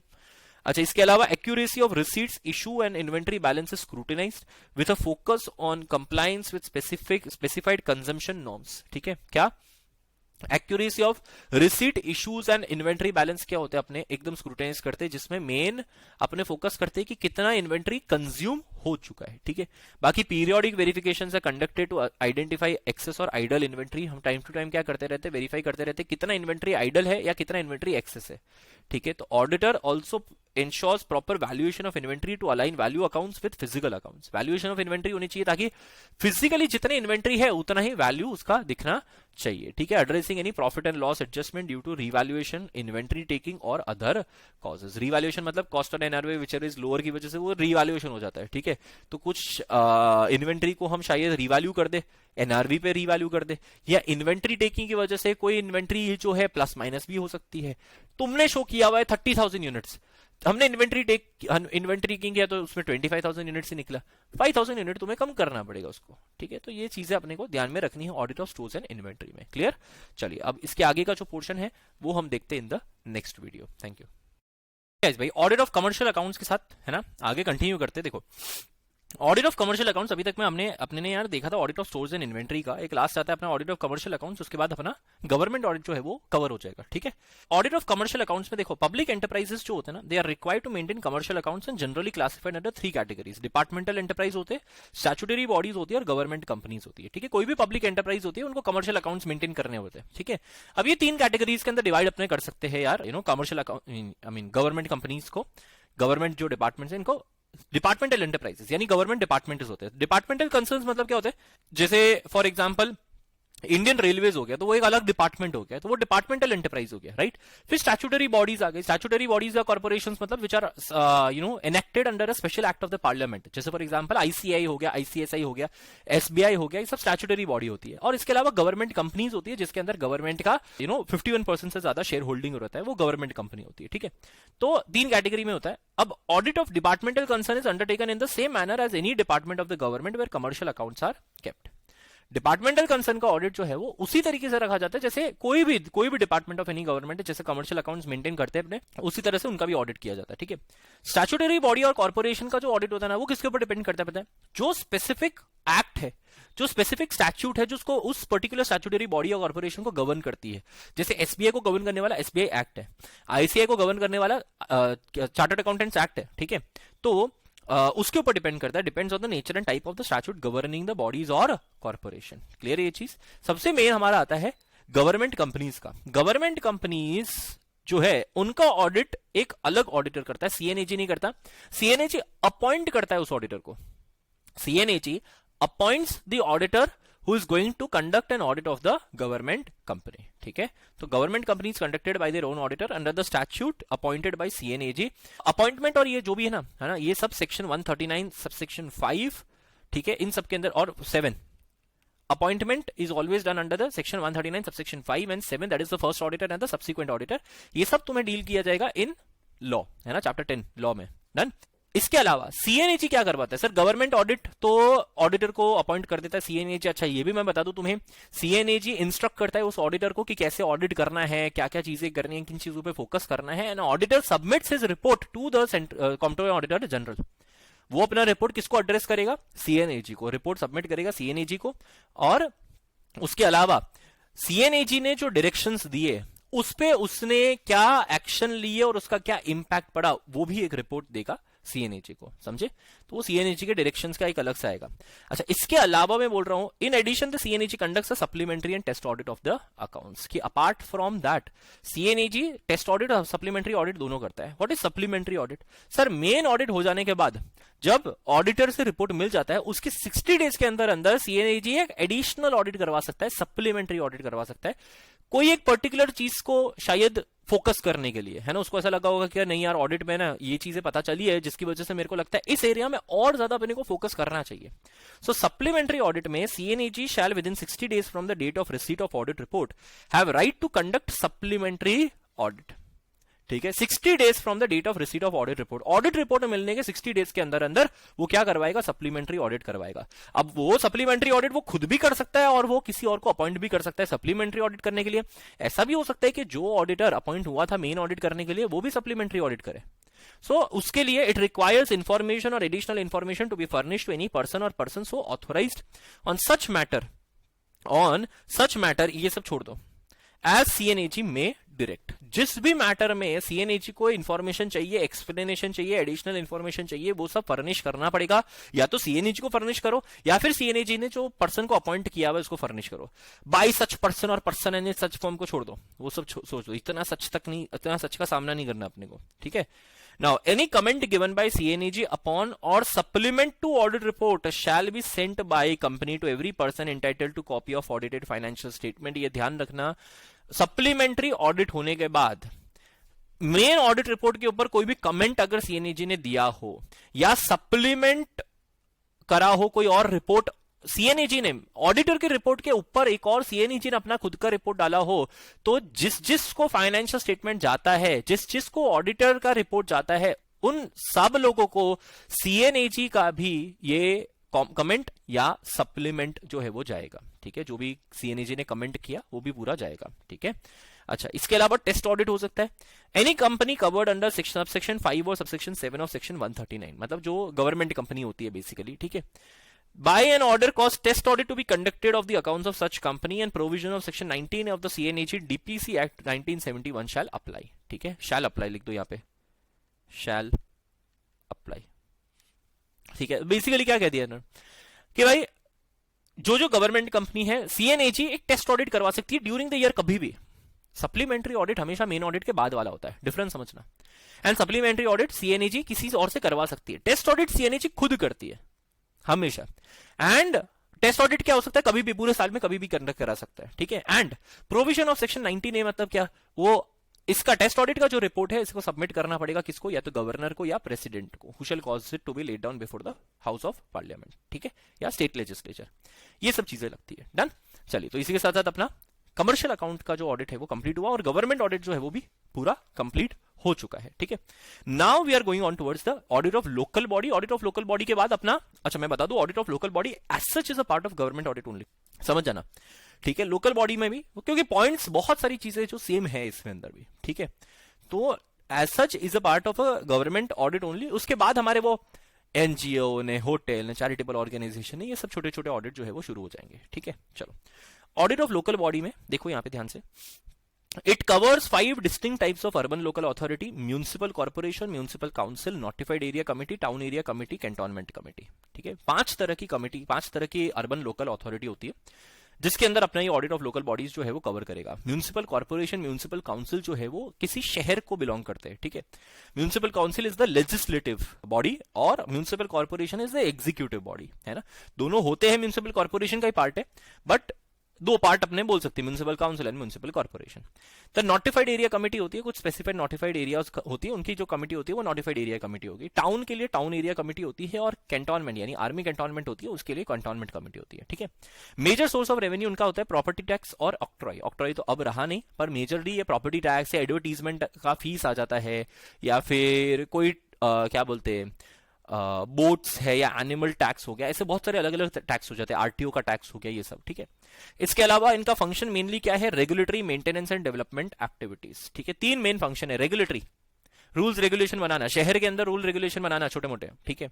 मेंटेनेंस का काम, ऐसा रोड बोर्ड बनाना, रोड को ऐसा रोड की सफाई वफाई करना, उसका गार्डन वार्डन बनाना, ये सब मेंटेनेंस का काम। एंड डेवलपमेंट एक्टिविटीज है ना, नए हॉस्पिटल्स, नए एजुकेशनल इंस्टीट्यूशंस, नए म्यूनिसिपल स्कूल्स, ये सब बनाना डेवलपमेंट एक्टिविटीज में आ जाएगा। मेजर एक्सपेंडिचर इनका कहां आता है, public health, public safety, education, public work, general administration expenses के अंदर, ठीक है। हेल्थ है, सेफ्टी है, एजुकेशन, पब्लिक वर्क, और ये नॉर्मल अपने चला में, और इसके अलावा कोई अगर इंटरेस्ट एक्सपेंस होता है तो वो। और लास्ट पॉइंट इसमें आता है अपने को ध्यान में रखना है, रेवेन्यू ग्रांट्स जो है इनको 3 तरह के ग्रांट मिल सकते हैं, या तो जनरल पर्पस ग्रांट हो सकता है, या स्पेसिफिक पर्पस ग्रांट हो सकता है, या स्टैट्यूटरी एंड कंपेंसेटरी ग्रांट हो सकता है। भाई जनरल पर्पस ग्रांट मतलब क्या होता है, general purpose grant is basically जो आपके, लेट्स फॉर एग्जांपल आपका इतना रेवेन्यू नहीं है पर खर्चे बहुत है, तो वो जो गैप बन जाता है ना रेवेन्यू और एक्सपेंडिचर के बीच में, जो गैप बन जाता है उस गैप को कम करने के लिए अपने को क्या देते हैं, जनरल पर्पस ग्रांट देते हैं।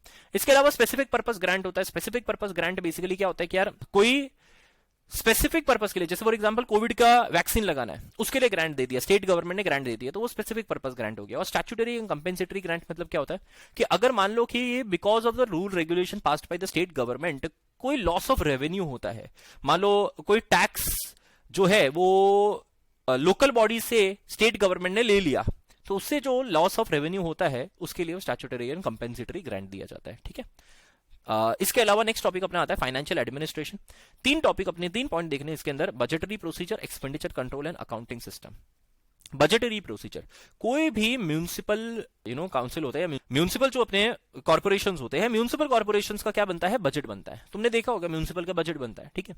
अब बजट बनाने के दो मेन बेनिफिट हो जाते हैं, है ना, फाइनेंशियल अकाउंटेबिलिटी और कंट्रोल ऑफ एक्सपेंडिचर। एक फाइनेंशियल अकाउंटेबिलिटी क्यों होता है पता है कि यार एक अकाउंटेबिलिटी रहता है कि यार पता है कि यार इतना ही खर्चा मुझे करना है, 50,000 रुपीज मान लो एक बजट में दिया हुआ है, तो अगर तुमने 60,000 किया तो यू आर अकाउंटेबल कि क्यों भाई खर्चा क्यों बढ़ा था, बजट के बाहर क्यों गया, किसकी परमिशन से बजट के बाहर गया, तो you have that financial accountability. दूसरा है कंट्रोल ऑफ एक्सपेंडिचर, पता है बजट ने अगर 50,000 की लिमिट बताई है तो अपने खर्चा 50,000 के अंदर अंदर करने की कोशिश करेंगे, नहीं कर पाए तो you will be accountable, but करने की कोशिश तो 50,000 तक ही करने की कोशिश करोगे, तो एक कंट्रोल ऑफ एक्सपेंडिचर भी रहता है। अब main objective is to ensure that funds are raised and money are spent by executive department in accordance with the rules and regulation and within the limit and sanction and authorisation by the legislature. Main objective क्या रहता है budget का, कि पैसे raise भी करे जा रहे हैं और खर्चा भी करा जा रहा है in accordance with the rules and regulations which are prepared by the legislature. Legislature, municipal council एक लेजिस्लेटिव जो फंक्शन एक पार्ट बन गई और कॉर्पोरेशन जो है एग्जीक्यूटिव पार्ट बन गई। तो वही है कि एग्जीक्यूटिव डिपार्टमेंट खर्चा कर रहा है, पर किसके अकॉर्डिंग कर रहा है, rules and regulation of the sanction and authorisation of the legislature के हिसाब से, ठीक है। इसके अलावा एक्सपेंडिचर कंट्रोल आ जाता है। एक्सपेंडिचर कंट्रोल में ये आता है कि यार लेजिस्लेचर और एग्जीक्यूटिव पावर्स है ना म्यूनिसिपल काउंसिल में इंटीग्रेटेड होती है। आज यूनियन गवर्नमेंट, स्टेट गवर्नमेंट में क्या होता है पता है, एक जगह पार्लियामेंट होती है जो रूल बनाती है, वो जो अलग ही होती है पूरी, और एक जगह रूलिंग पार्टी होती है जो खर्चा करती है। अब ruling party is answerable to the parliament, पर यहां पे तो एक ही बॉडी होती है। म्यूनिसिपल कॉर्पोरेशन का ही दो पार्ट होता है, एक म्यूनिसिपल काउंसिल, एक म्यूनिसिपल कॉर्पोरेशन। अब सवाल कैसे करें, मान लो कि म्यूनिसिपल कॉर्पोरेशन ने ढंग से काम नहीं किया या खर्चा ज्यादा कर दिया, तो भी ज्यादा से ज्यादा क्या होगा, क्योंकि है तो यार एक ही बॉडी के पार्ट है, राइट। सो इंटीग्रेशन होता है legislature and executive power in the municipal council makes it difficult for its executive to function as inquisitorial body as well. जो एग्जीक्यूटिव बॉडी होती है ना, वो अपने आप से सवाल नहीं कर सकती है ना, उसके ऊपर कोई सवाल उठाया नहीं जा सकता, क्योंकि एक ही बॉडी होती है, वही उसी के पास पैसा आता है, वही रूल्स रेगुलेशन बनाता है, वही खर्चा करता है सब कुछ। सो एक्सटर्नल ऑडिट जो होता है ना, by the state government is the only instrument of controlling the municipal expenditure. State government control कैसे लगाती है म्यूनिसिपल कॉर्पोरेशन पे, ऑडिट करवा के। तो ऑडिट एक मेन है, मेन अपना हथियार है, ताकि हम कंट्रोल कर सके म्यूनिसिपल एक्सपेंडिचर पे, ठीक है। नहीं तो क्या है, इनके पास भाई 10,000 करोड़ आ गए मान लो, ठीक है। अब ये 10,000 करोड़ के सामने अपने हिसाब से करते रहेंगे, अपने हिसाब से खर्चा करेंगे, एक्सपेंडिचर में कोई कंट्रोल नहीं आएगा, क्योंकि कौन ही पूछने वाला है, एक ही बॉडी के पार्ट है, रूल भी यही बना रहे हैं और एग्जीक्यूट भी यही कर रहे हैं, ठीक है। और लास्ट आता है अकाउंटिंग सिस्टम। म्यूनिसिपल अकाउंटिंग और बजट का फॉर्मेट जो है, it has been criticised, it is neither simple nor comprehensible. इसलिए कोई भी ऑडिट करने से पहले तुम्हें समझना पड़ेगा कि यार इनका अकाउंटिंग सिस्टम कैसा चलता है, ठीक है। चलो ये ठीक है। अब एक सिंपल सा है objective of audit of local body. Objective of audit of local body में समझना 5 ऑब्जेक्टिव है, बहुत सिंपल से ऑब्जेक्टिव है ऑडिट करने के। Reporting on fairness of content and presentation of financial statement. Financial statement में जो दिया हुआ है, असेट लायबिलिटी वॉटेवर खर्चा वर्चा जो दिया हुआ है, यूजुअली तो एक्सपेंडिचर और इनकम ही होते हैं, रेवेन्यू सोर्स होता है, एक्सपेंडिचर होता है, इसमें कोई इनका अकाउंटिंग सिस्टम ऐसा होता है कि यहाँ पे ना कोई कैपिटल एक्सपेंडिचर जैसा नहीं रहता, सारे एक्सपेंडिचर बस एक्सपेंडिचर, जो पैसा गया एक्सपेंडिचर। हाँ, कोई बड़ा एक्सपेंडिचर होता है तो उसको एक्सेप्शनल आइटम्स की तरह डालते हैं, बट बाकी सारे एक्सपेंडिचर। तो उसका फेयरनेस एंड कंटेंट देखते हैं, उसका प्रेजेंटेशन का। इसके अलावा strength and weakness of internal control system देखते हैं। इंटरनल कंट्रोल सिस्टम मतलब बेसिकली फाइनेंशियल कंट्रोल के ऊपर ही फोकस करते हैं अपने। So reporting upon strength and weaknesses of the system of financial control. फिर आता है reporting on the adherence to legal and administrative requirement. मतलब कितनी बात, सिंपल सी बात आ गई यहाँ पे, fairness of content and presentation of financial statement आ गया, इंटरनल कंट्रोल आ गया और लॉज एंड रेगुलेशन आ गया। 3 बेसिक चीज आ गई, फाइनेंशियल रिपोर्टिंग, इंटरनल कंट्रोल और लॉज एंड रेगुलेशन। जो 3 मेजर ऑब्जेक्टिव होते हैं, 3 बेसिक चीज होती है कोई भी कंपनी की, वो आ गए। इसके अलावा आता है reporting upon weather value is being fully received on money spent, कि जितना खर्चा कर रही है म्यूनिसिपल कॉर्पोरेशन, क्या उसके सामने उसको इतना वैल्यू मिल रहा है। काइंड ऑफ लाइक अपने कह सकते हैं यार एकदम एक तरह से परफॉर्मेंस ऑडिट जैसा। और last detection and prevention of fraud, error and misuse of resources, ठीक है। तो ऑडिट करने का एक और ऑब्जेक्टिव है कि हम फ्रॉड एरर को क्या करें, डिटेक्ट करें या उसको प्रिवेंट करने की कोशिश करें, मिसयूज ऑफ रिसोर्सेज को ढूंढ के बाहर निकाले, तो वो ऑब्जेक्टिव के अंदर आ जाता है, समझे। तो बहुत सिंपल से ऑब्जेक्टिव है। एक फाइनेंशियल रिपोर्टिंग से रिलेटेड है, एक अपने इंटरनल कंट्रोल से रिलेटेड है, एक लॉज एंड रेगुलेशन से रिलेटेड है, एक value received on money spent पे रिलेटेड है, और एक प्रिवेंशन एंड डिटेक्शन पे रिलेटेड है। ठीक है, अच्छा ऑडिट प्रोग्राम जो है इसके अंदर क्या आता है, देखो ऑडिटर का अपॉइंटमेंट कौन करता है, appointment is done by the local fund audit wing of the state government. ठीक है, लोकल फंड ऑडिट विंग होता है स्टेट गवर्नमेंट का। अच्छा, कुछ म्यूनिसिपल कॉर्पोरेशंस होते हैं, जैसे दिल्ली है, मुंबई है, बड़े बड़े म्यूनिसिपल कॉर्पोरेशन होते हैं, इनका ऑडिटर वो खुद ही अपॉइंट करते हैं। ठीक है, ऑडिटर का main concern is the same as objective, है ना, same as objective, fairness of financial statement, strength and weakness of internal control, adherence to legal requirement, value received on money spent. ठीक है, इसके अलावा अपने को देखना है expenditure incurred with rules and regulation, मतलब audit against rules and order है ना, वही सेम उसका ऑडिट प्रोग्राम में एक point audit against rules and order आ जाएगा, ऑडिट ऑफ सैंक्शन आ जाएगा, audit of provision of fund आ जाएगा, एंड परफॉर्मेंस ऑडिट आ जाएगा। ये 4 पॉइंट है ऑडिट प्रोग्राम के अंदर, सिंपल से बेसिक है, क्लियर ये चीज। ठीक है, तो ये ऑडिट प्रोग्राम आ गया, यहां तक अपना लोकल बॉडी जो है वो अपना कंप्लीट हो चुका है, दैट्स इट, लोकल बॉडी इतना ही है। अब अपने पोर्शन पे जा रहे हैं, सिंपल वाले पोर्शन पे जा रहे हैं, that is about your special audit. देखो स्पेशल ऑडिट में रिवीजन में बहुत ज्यादा टाइम मत लगाना, ठीक है, तो नहीं तो बहुत लंबा लंबा होता रहेगा। जनरल पॉइंटर्स देख लो, है ना, ऑडिट के अंदर जनरल पॉइंटर्स देख लो, कोई भी एंटिटी होते हैं ना, इसके कुछ कॉमन पॉइंट्स है सर, कॉमन पॉइंट्स है बस। ये अगर जनरल कोई आ गया ना कि सर हॉस्पिटल का ऑडिट कैसे करोगे बताओ, होटल का ऑडिट कैसे करोगे बताओ, तो ये कॉमन पॉइंट्स में से ढूंढ ढूंढ के अपने हिसाब से थोड़ा लिख देना, तो भी मार्क्स आ जाएंगे। दिस इज एक ऐसा chapter, this is one of the chapters which does not require that much of technical capability, है ना, और टेक्निकल जार्गन्स अपने को याद करना पड़े ऐसा कुछ नहीं है। तुम अपने समझ के हिसाब से भी प्रॉपर लैंग्वेज के अंदर लिखोगे ना आंसर, तो तुम्हें मार्क्स मिल जाएंगे 100%। ठीक है, बट ये बात ध्यान रखना कि कुछ स्पेशल पॉइंट्स होते हैं, ये तो जनरल पॉइंट्स है, जरूरी नहीं है हर बार जनरल पॉइंट से पूछे वो लोग, वो पूछ लेंगे भाई इंटरनल कंट्रोल होटल के अंदर कैसे चेक करोगे, तो वो स्पेशल पॉइंट हो गया। ये स्पेशल पॉइंट्स के ऊपर ध्यान रखना है अपने को, ठीक है, ऐसे स्पेशल पॉइंट्स पे ध्यान रखना है, बाकी तो सब जनरल पॉइंट है। देखो जनरल पॉइंट्स में क्या है, review and understand MOA AOA rules regulation trust deed chartered document, वो उस एंटिटी के ऊपर है कि वो एंटिटी किस तरह से कैसा उसका स्ट्रक्चर होता है, उसके बेसिस पे अपने रिव्यू और अंडरस्टैंड करेंगे MOA AOA rules and regulation सबको। ठीक है, इसके अलावा we will review and evaluate internal control system effectiveness, है ना, इंटरनल कंट्रोल सिस्टम के इफेक्टिवनेस को अपने चेक करेंगे। वो बेसिक है, कोई भी एंटरप्राइज होती है उसके अंदर इंटरनल कंट्रोल सिस्टम होता है, उसको चेक करना हमारी रिस्पॉन्सिबिलिटी बनती है, हो गया ऑडिट में। इसके अलावा मिनट्स ऑफ मीटिंग का एक कॉमन पॉइंट डाल दो, board of directors, managing committee members हो या गवर्निंग बॉडी हो, किसी का भी नाम लिख दो बेस्ड ऑन द एंटिटी, और मिनट्स ऑफ मीटिंग उसका चेक करेंगे, वो रिव्यू करेंगे, वो भी आ गया। इसके अलावा you have to check the requirement of applicable act or regulating body, जैसे for example society registration of society act, है ना, सोसाइटी रजिस्ट्रेशन एक्ट आ गया, या क्या बोलते हैं इंडियन ट्रस्ट एक्ट आ गया, या ऐसा कोई भी ट्रस्ट, ऐसा कोई एक्ट आ गया, तो वो तुम्हें लगता है कि हाँ सर इसके ऊपर ये एक्ट लगते हैं, या कंपनीज एक्ट आ गया, वॉट एवर इट इज, ये एक्ट लगते हैं, उसके रिक्वायरमेंट अपने चेक करेंगे। फिर रिटर्न रिप्रेजेंटेशन हर एक केस में लेना ही होता है वैसे भी, ठीक है, तो रिटर्न रिप्रेजेंटेशन ले लो। फिर एक पॉइंट असेट का लिख दो, है, या एक पॉइंट इन्वेंट्री का लिख दो, या एक पॉइंट इन्वेस्टमेंट का लिख दो, है, बेसिक पॉइंट है इन्वेस्टमेंट का, कॉमन है, हर एक में आता है। तो you have to check existence, valuation, ownership of investment, fixed asset, inventory, सबका। ठीक है, इसके अलावा you have to verify schedule और list of head and reconcile it with general ledger और फाइनेंशियल स्टेटमेंट। मतलब क्या, ये कॉमन पॉइंट है, कोई भी चीज होती है ना उसमें क्या कर सकते हो तुम, सर इन्वेस्टमेंट है ना, इन्वेस्टमेंट रजिस्टर को लेजर के साथ चेक कर लो, इन्वेंट्री है, इन्वेंट्री रजिस्टर को लेजर के साथ चेक कर लो। कोई भी चीज होती है उसका कोई ना कोई शेड्यूल होता होगा, कोई लिस्ट होती होगी, उसको हम जनरल लेजर या फाइनेंशियल स्टेटमेंट के साथ चेक कर सकते हैं। और लास्ट अपने को देखना है, ensure no expenditure of revenue nature has been capitalised और वाइस वर्सा। क्लियर है ये चीज, ये जनरल पॉइंटर्स होते हैं कोई भी तरह के ऑर्गेनाइजेशन में। सबसे पहले अपने शुरुआत करेंगे ऑडिट ऑफ एनजीओ, यही सबसे बड़ा है, उसके बाद तो सारे छोटे छोटे आ जाते हैं।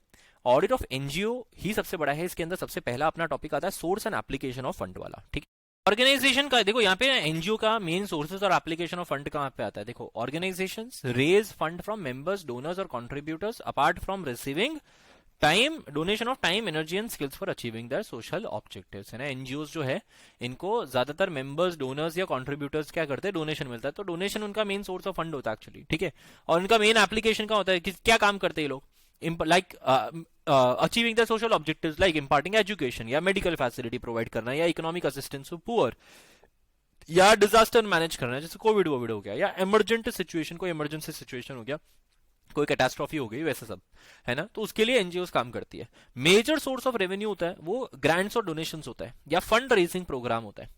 ग्रांट्स डोनेशन या तो एनोनिमसली या ऐसे भी कोई आके ग्रांट या डोनेशन देता है, गवर्नमेंट भी ग्रांट दे सकती है, नॉन गवर्नमेंट ऑर्गेनाइजेशन को गवर्नमेंट ग्रांट दे सकती है ऑब्वियसली, एंड बाकी कोई भी कंपनीज या फिर कोई पर्सन क्या कर सकता है, ग्रांट डोनेशन दे सकता है, या फंड रेजिंग प्रोग्राम्स हो सकते हैं, वो डिनर विनर रख दिया या अरिजीत सिंह का कॉन्सर्ट रख दिया, ठीक है, फंड रेजिंग प्रोग्राम हो गया, या मेंबरशिप फीस हो सकती है, या सब्सक्रिप्शन ऑफ मैगजीन्स और सर्क्यूलर्स और इंटरेस्ट इन डिविडेंड हो सकता है, ठीक है। इसके अलावा donations and grants received in the nature of promoters contribution और in the nature of capital receipt. अब देखो यहाँ पे ना दो तरह के होते हैं, एक तो डोनेशन एंड ग्रांट जो है that is received in the nature of promoters contribution, है ना, कैपिटल रिसीट की तरह, कॉर्पस कंट्रीब्यूशन की तरह, कि भाई ये कैपिटल का पार्ट बनेगा तुम्हारा, ये हम कैपिटल की तरह लायबिलिटी साइड पे दिखाएंगे बैलेंस शीट के अंदर, ठीक है, कॉर्पस का पार्ट बनेगा, है ना। एनजीओ में जो कैपिटल होता है उसको हम क्या कहते हैं, कॉर्पस कहते हैं, ठीक है। तो they are in the nature of promoters contribution, they are in the nature of capital receipt, they are shown as liability, income की तरह शो नहीं होता, ठीक है। बाकी जो डोनेशन होता है कि सर आपको हम 40,000 दे रहे हैं ये काम करने के लिए, वो इनकम की तरह शो होगा। बाकी ये प्रमोटर्स कंट्रीब्यूशन की तरह अगर होता है तो दैट इज कॉर्पस कंट्रीब्यूशन, ठीक है। Now provision relating to audit, audit में क्या ध्यान रखना है तुम्हें यहाँ पे, देखो, while planning audit, auditor may concentrate on knowledge of NGO's work, mission, vision, organizational structure, relevant statute, project and program guidelines। ये सब चीजें हैं कि यार आप प्लानिंग करते समय क्या इंफॉर्मेशन लोगे, तो इंफॉर्मेशन किस चीज का लोगे, नॉलेज ऑफ एनजीओ वर्क का, कि भाई एनजीओ कहां कहां काम करता है, किन किन जगहों पे काम करता है, उसका मिशन क्या है, विजन क्या है, ऑर्गेनाइजेशन का स्ट्रक्चर क्या है, कौन से लॉज रेगुलेशन उसके ऊपर लगते हैं, प्रोजेक्ट प्रोग्राम गाइडलाइंस, मतलब अगर वो कोई भी प्रोग्राम वो कैरी आउट करता है ना, भले ही वो इंपार्टिंग एजुकेशन का है या फिर इकोनॉमिक असिस्टेंस टू पुअर वाला है या हेल्थ केयर फैसिलिटी वाला है, वो एक्टिविटी करने के लिए कोई गाइडलाइन तो होती होगी कि हाँ कहां करेंगे वो एक्टिविटी, कौन करेगा ये एक्टिविटी, किस तरह से करेंगे, खर्चा कैसे करेंगे, उन सबकी एक प्रोजेक्ट प्रोग्राम गाइडलाइंस होती है, ठीक है। इसके अलावा examination of minutes of meeting हो सकता है ना, मिनट्स ऑफ मीटिंग का एग्जामिनेशन हम कर सकते हैं, ठीक है। Setting up of materiality levels हो सकता है, इन्वॉल्वमेंट ऑफ एक्सपर्ट हो सकता है, यानी वो प्लानिंग स्टेज पे आ जाता है, ठीक है। ये प्रोविजन रिलेटिंग टू ऑडिट आ गया। अब एक ऑडिट प्रोग्राम की बात आ जाती है, तो ऑडिट प्रोग्राम के अंदर अपना आ जाता है कि यार किन किन चीजों का हम ऑडिट करेंगे, तो जैसे फॉर एग्जांपल कॉर्पस फंड है, तो कॉर्पस फंड का ऑडिट कैसे करेंगे, with special reference to letter from the donor, donor ने डोनेशन दिया है तो ऑब्वियस बात है डोनेशन के अंदर उसने लिखा होगा कि हाँ भाई this fund shall form part of the corpus, उसने लिखा होगा तो ही कॉर्पस फंड का पार्ट बना रहे हैं ना हम इसको, तो अपने वाउचिंग करेंगे with special reference to the letters from the donor. इसके अलावा क्या करना है, check requirement of donors institution, board resolution of NGO, rules and regulation of the schemes of earmarked fund. मान लो ईयर मार्क्ड फंड है तो कौन से फंड को मेरे को ईयर मार्क करके रखना है, किस पर्पस के लिए करना है, कितने अमाउंट का ईयर मार्क फंड बनाना है, उसके लिए रिक्वायरमेंट ऑफ डोनर्स इंस्टीट्यूशन हो सकता है ना। डोनर ने या डोनर इंस्टीट्यूशन, मान लो टाटा केमिकल्स लिमिटेड ने 10 करोड़ दिया और बोला कि भाई इसमें से 1 करोड़ रुपया ईयर मार्क करना फॉर दिस पर्पस, तो वो ईयर मार्क फंड में आ जाएगा, रिजर्व एंड सरप्लस जैसा आ जाएगा। या बोर्ड रेजोल्यूशन होगा एनजीओ ने, जहां एनजीओ के बोर्ड रेजोल्यूशन के थ्रू डिसाइड किया गया कि भाई इतने फंड को हम ईयर मार्क करेंगे, या कोई रूल्स रेगुलेशन के हिसाब से, ठीक है। Apart from that, you have to verify agreement with the donors or contributors supporting particular program to a certain condition with respect to undertaking the program or project. And if program or project involving contract, तो ensure करो कि income tax deduct हो चुका है, deposit हो चुका है, return file हो चुका है, and verify the terms of contract. अब basically क्या है, जो ये मेन ऑडिट प्रोग्राम का, this is one of the most important part, कि आप अगर कोई प्रोजेक्ट या प्रोग्राम कर रहे हो in accordance with some kind of donation का कंट्रीब्यूशन, जैसे फॉर एग्जांपल किसी ने डोनेशन दिया 1 करोड़ रुपए का और बोल दिया कि भाई आपको 10 लाख रुपया यहां खर्च करना है, 20 लाख इधर खर्च करना है, 30 लाख इस तरह से खर्च करना है, पूरा दिया होता है। कभी भी कोई डोनेशन देता है ना इतने बड़े अमाउंट का, तो वो पूरा बता के करता है कि मेरे को किस तरह से तुम्हें इसको यूटिलाइज करना है, ठीक है। अदर देन दैट वो कॉर्पस वाला हो जाएगा नहीं, अगर किसी स्पेसिफिक पर्पस के लिए तो वो पूरा बताता है कि आप इतने लोगों को हायर करेंगे, ये काम होगा, ये लोग ये काम करेंगे एक्सेट्रा, तो एग्जीक्यूशन का काम तुम्हारा हो जाएगा, प्लानिंग उसने करके दे दी तुम्हें पूरा। तो यही देखना है अपने को कि जो प्रोग्राम और प्रोजेक्ट के जो रिक्वायरमेंट्स थे, क्या खर्चा उसी तरह से हो रहा है कि नहीं। एंड अगर तुम उस प्रोग्राम प्रोजेक्ट को कैरी आउट करने में किसी कॉन्ट्रैक्ट में एंटर होते हो तो टीडीएस कट करने का अपने को 194C के अंदर, ठीक है।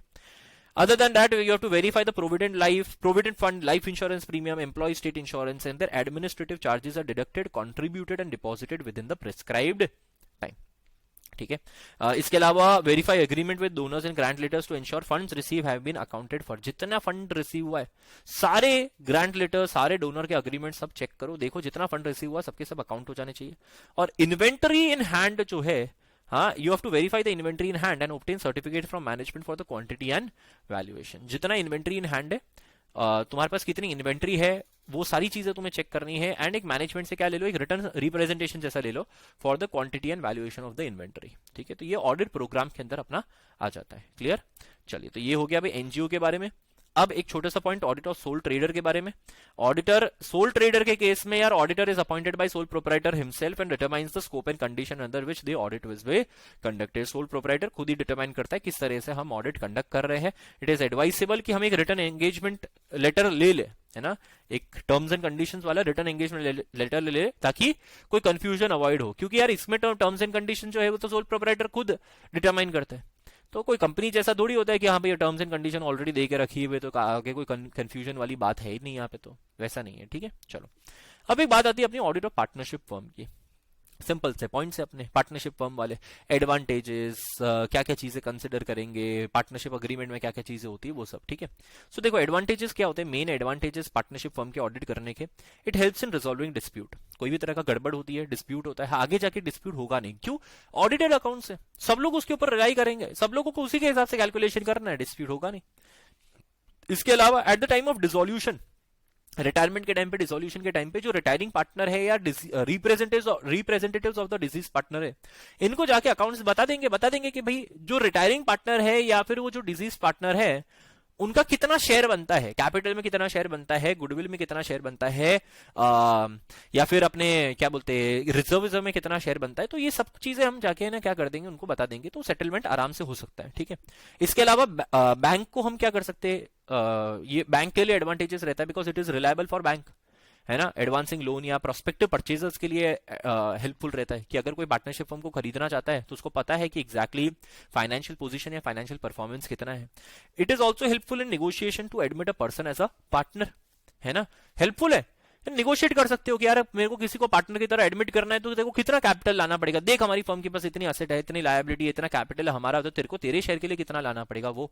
And it also is an effective safeguard against any undue advantage by any partner. कहीं कोई एक्टिव पार्टनर स्लीपिंग पार्टनर का फायदा ना उठा ले, तो it is an effective safeguard also. ठीक है, तो ये एक एडवांटेज का एक 5 पॉइंट रहते हैं। नाउ ऑडिट में ऑडिट करते समय हमें क्या क्या चीजें ध्यान में रखनी है। पहला, नेचर एंड स्कोप जो है वो अपॉइंटमेंट लेटर में हो जाना चाहिए एकदम क्लियर। अगेन पार्टनर्स डिसाइड करते हैं कि क्या काम रहेगा, क्या स्कोप और ऑब्जेक्टिव रहेगा, दैट इज वाई, ताकि आगे जाके कोई कंफ्यूजन ना हो, nature and scope should be defined in the appointment letter. इसके अलावा हमें पार्टनरशिप डॉक्यूमेंट्स जो है वो स्टडी करने हैं। क्या स्टडी करेंगे? पार्टनरशिप के डॉक्यूमेंट स्टडी करेंगे, मतलब पार्टनरशिप का डीड स्टडी करेंगे। उससे हमें सारी इन्फॉर्मेशन पता चल जाएगी। सर क्या क्या इन्फॉर्मेशन पता चल सकती है? अरे interest on capital, interest on drawing, तुमने पार्टनरशिप पढ़ा हुआ है ना, पार्टनरशिप डीड में जो चीजें तुम्हारे दिमाग में आए वो चीजें लिख देना। ठीक है, इसके अलावा you will verify business engage as per object of the partnership, है ना। पार्टनरशिप डीड में पता चल जाएगा कि यार ऑब्जेक्ट ऑफ पार्टनरशिप क्या है, तो ये भी अपने वेरीफाई करेंगे कि यार जो बिजनेस ये लोग चला रहे हैं this is as per the objects of the partnership. ठीक है, इसके अलावा examine the reasonability of the books of accounts की books of accounts properly maintained है, अकाउंटिंग स्टैंडर्ड के हिसाब से अगर प्रिपेयर हो रहे हैं तो एक्चुअली अकाउंटिंग स्टैंडर्ड के हिसाब से प्रिपेयर हुए हैं, तो you will examine the reasonability of the books of accounts. Apart from that you will verify interest of no partner has been suffered prejudicially by the activities of the firm. किसी एक partner को नुकसान नहीं होना चाहिए by any activity of the firm, है ना। Mutual consent वाला होता है, म्यूचुअल अग्रीमेंट वाला होता है, राइट। तो सबके बेनिफिट वाला होना चाहिए, फर्म के बेनिफिट वाले के लिए कोई काम होना चाहिए, किसी एक के डिसएडवांटेज पे दूसरों का एडवांटेज नहीं होना चाहिए। ठीक है, फिर provision for tax made before profit distribution, कि कोई भी प्रॉफिट आप पार्टनर्स के बीच में डिस्ट्रीब्यूट कर रहे हो, देखो कि प्रोविजन फॉर टैक्स बनाए कि नहीं, क्योंकि बहुत सी बार है ना प्रोविजन फॉर टैक्स बनता नहीं है, पार्टनर्स के बीच में प्रॉफिट डिस्ट्रीब्यूट कर देते, फिर टैक्स पे करने का टाइम आता है, पता चला अरे अब क्या से करिए। ठीक है, और उसके अलावा प्रॉफिट और loss should be shared as per their agreed profit sharing ratio. ठीक है, तो प्रॉफिट लॉस शेयर हो जाना चाहिए। बस ये इतने सिंपल से मैटर्स है। इसी में ऑडिट ऑफ पार्टनरशिप में ही है ना ऑडिट ऑफ एलएलपी भी आ जाता है। हाँ, मैं बता दूं तुम्हें, audit of LLP is governed by the limited liability partnership act 2008। ठीक है, limited liability partnership act 2008 LLP act जो है वो कहता है कि सारे एलएलपी को ऑडिट करवाना है एक्सेप्ट फॉर स्मॉल एलएलपी, है ना। All LLPs except for small LLP are required to get their accounts audited. Small LLP का मतलब क्या होता है? स्मॉल एलएलपी वो लोग होते हैं जिनका टर्नओवर 40 लाख से कम होता है और जिनका कंट्रीब्यूशन मतलब कैपिटल कंट्रीब्यूशन 25 लाख से कम होता है। टर्नओवर भी 40 लाख से कम और कंट्रीब्यूशन भी 25 लाख से कम, तो ये क्या माने जाएंगे? Small LLP. इनको ऑडिट करवाने की जरूरत नहीं है, बाकी सबको ऑडिट करवाना पड़ेगा। इसके भी कुछ एडवांटेजेस होते हैं, है ना, वही ऑलमोस्ट पार्टनरशिप जैसे सेम एडवांटेजेस रहते हैं, जैसे डिटेक्शन ऑफ एरर आ गया, कि हम एरर्स को क्या कर सकते हैं, झट से डिटेक्ट कर सकते हैं, डिस्प्यूट भी सेटल हो जाता है, रिलायबिलिटी फॉर बैंक बढ़ जाती है, बेटर कंप्लायंस एंड मैनेजमेंट क्या बोलते हैं हो जाता है, क्योंकि यार ऑडिटर अगर एलएलपी में जाता रहेगा, टाइम टू टाइम जाता रहता है, तो कंप्लायंस और मैनेजमेंट जो है बढ़ जाता है। और रिकंस्टिट्यूशन के टाइम पे, रिकंस्टिट्यूशन मतलब रिटायरमेंट, डेथ, एडमिशन, ये सब रिकंस्टिट्यूशन होता है, उस टाइम पे भी इट इज एडवांटेजेस कि हम ऑडिटेड अकाउंट्स करेंगे तो कोई डिस्प्यूट अराइज नहीं होगा। So advantages are kind of like same as partnership only, है ना। एलएलपी का ऑडिट का एडवांटेज बोलो या पार्टनरशिप के ऑडिट का एडवांटेज बोलो, ठीक है। नाउ ये सब टेक्निकल चीजें जो है वो भी आ सकती है एग्जाम के अंदर कि कौन से रिटर्न्स फाइल करने हैं एलएलपी को। तो every LLP is required to file annual return in form 11 with ROC within 60 days of the closure of the year. Closure मतलब साल खत्म होने के 60 दिन के अंदर अंदर तुम्हें फॉर्म 11 के अंदर एक एनुअल रिटर्न फाइल करना पड़ेगा। और इसके अलावा every LLP is required to submit statement of accounts and solvency, सास सबमिट करनी पड़ेगी in form 8 which shall be filed within a period of 30 days from the end of 6 months of the financial year, ठीक है। तो ये जो सास है वो सबमिट कब होगा, with in period of 30 days from the end of 6 months of the financial year, मतलब साल खत्म हुआ, साल खत्म होने के 6 महीने बाद यानी 30 सितंबर के बाद 6 महीने के अंदर अंदर क्या होगा, सास फाइल करना पड़ेगा, यानी statement of account and solvency file करनी पड़ेगी, ठीक है। इसके अलावा अपॉइंटमेंट ऑफ ऑडिटर, ऑडिटर को अपॉइंट कौन करता है, दैट इज डेजिग्नेटेड पार्टनर, ठीक है। डेजिग्नेटेड पार्टनर्स जो है वो अपॉइंट करते हैं at any time before the end of the first financial year and at least 30 days prior to the end of the subsequent financial year. Designated पहला financial year होता है ना एलएलपी का, उसमें कभी भी मतलब कभी भी अपॉइंट कर सकते हैं 31 मार्च से पहले। जो सब्सिक्वेंट फाइनेंशियल ईयर्स होते हैं उसमें 30 days prior to the end of the financial year, मतलब करीबन 1 मार्च तक आपको अपॉइंट करना पड़ेगा। इसके अलावा कोई कैजुअल वैकेंसी होता है या casual vacancy due to resignation होता है तो भी आपको डेजिग्नेटेड पार्टनर को अपॉइंट करना पड़ेगा। डेजिग्नेटेड पार्टनर अपॉइंट नहीं कर पाए तो अदर पार्टनर अपॉइंट करेंगे, ठीक है। और auditors duty regarding audit of LLP क्या आ जाता है, ऑडिटर्स ड्यूटी है, एक पहला कॉमन वाला एंगेजमेंट लेटर लेंगे जिसमें टर्म्स एंड कंडीशन स्पेसिफाई हो ताकि आगे जाके कोई कंफ्यूजन ना हो। दूसरा, मिनट बुक चेक कर लेंगे अपने, कोई मेजर डिसीजंस पूरे साल में लिए हो और मिनट बुक अगर मेंटेन हो रहा हो तो मिनट बुक्स चेक कर लेंगे जिससे अपने को मेजर डिसीजन के बारे में पता चल जाएगा। फिर एलएलपी अग्रीमेंट पढ़ेंगे, एलएलपी अग्रीमेंट से अपने को नेचर ऑफ बिजनेस के बारे में पता चलेगा, अमाउंट ऑफ कैपिटल के बारे में पता चलेगा, interest on capital and interest on drawings के बारे में पता चलेगा, राइट्स एंड ड्यूटीज पता चलेगी, प्रॉफिट शेयरिंग रेशियो पता चलेगा, है ना, जो नॉर्मल पार्टनरशिप में अपने देखते हैं वैसा ही एलएलपी अग्रीमेंट में भी आता है। एंड देन तुम्हें रिपोर्ट करना है, क्या रिपोर्ट करना है, whether records are correct and reliable and all information has been received, है ना, जो भी रिक्वायर्ड है ऑडिट के लिए वो सारी इन्फॉर्मेशन रिसीव हो चुकी है, रिपोर्ट्स जो है वो करेक्ट एंड रिलायबल है, बस सिंपल, ठीक है। तो ये ऑडिट ऑफ एलएलपी आ जाता है। अब आगे जो ऑडिट ऑफ चैरिटेबल ऑर्गेनाइजेशन है वो हम देखते हैं in the next video. Thank you. Audit of charitable organisation के साथ कंटिन्यू करते हैं अब अपने। देखो चैरिटेबल ऑर्गेनाइजेशन के अंदर है ना सब जनरल पॉइंट्स है यार, काफी सारे एनजीओ से रिलेटेड ही है, थोड़े कुछ पॉइंट्स अपने हिसाब से क्या कर देना, एक्सप्लेनेशन थोड़ा इसका ऐड कर देना।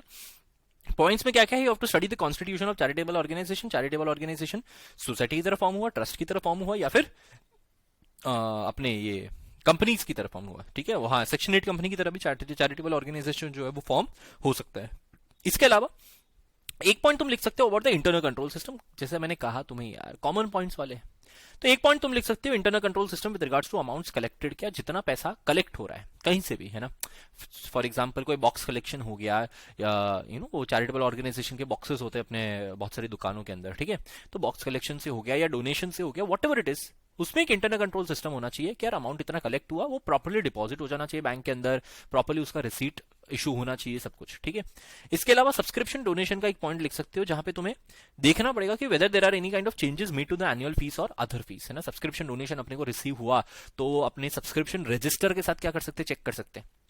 आज चैरिटेबल ऑर्गेनाइजेशंस को के बहुत सारे मैगजीन्स निकलते हैं या उनके सब्सक्रिप्शंस होते हैं अलग अलग चीजों के, ठीक है, तो उसके लिए सब्सक्रिप्शन लोग पे करते हैं, उसके लिए जितने जो सब्सक्राइबर्स होते हैं उनके एक सब्सक्रिप्शन रजिस्टर मेंटेन किया जाता है। अच्छा, डोनेशन के लिए डोनेशन लेटर वेटर जैसा हो जाता है, ठीक है।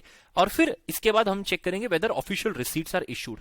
अगर ऑफिशियल रिसीट इशू होती है तो इसमें बहुत सारे कंट्रोल देखने पड़ते हैं अपने को, क्या ऑफिशियल रिसीट जो होती है वो receipt book, unused receipt book के ऊपर क्या होना चाहिए, इंटरनल कंट्रोल्स होना चाहिए।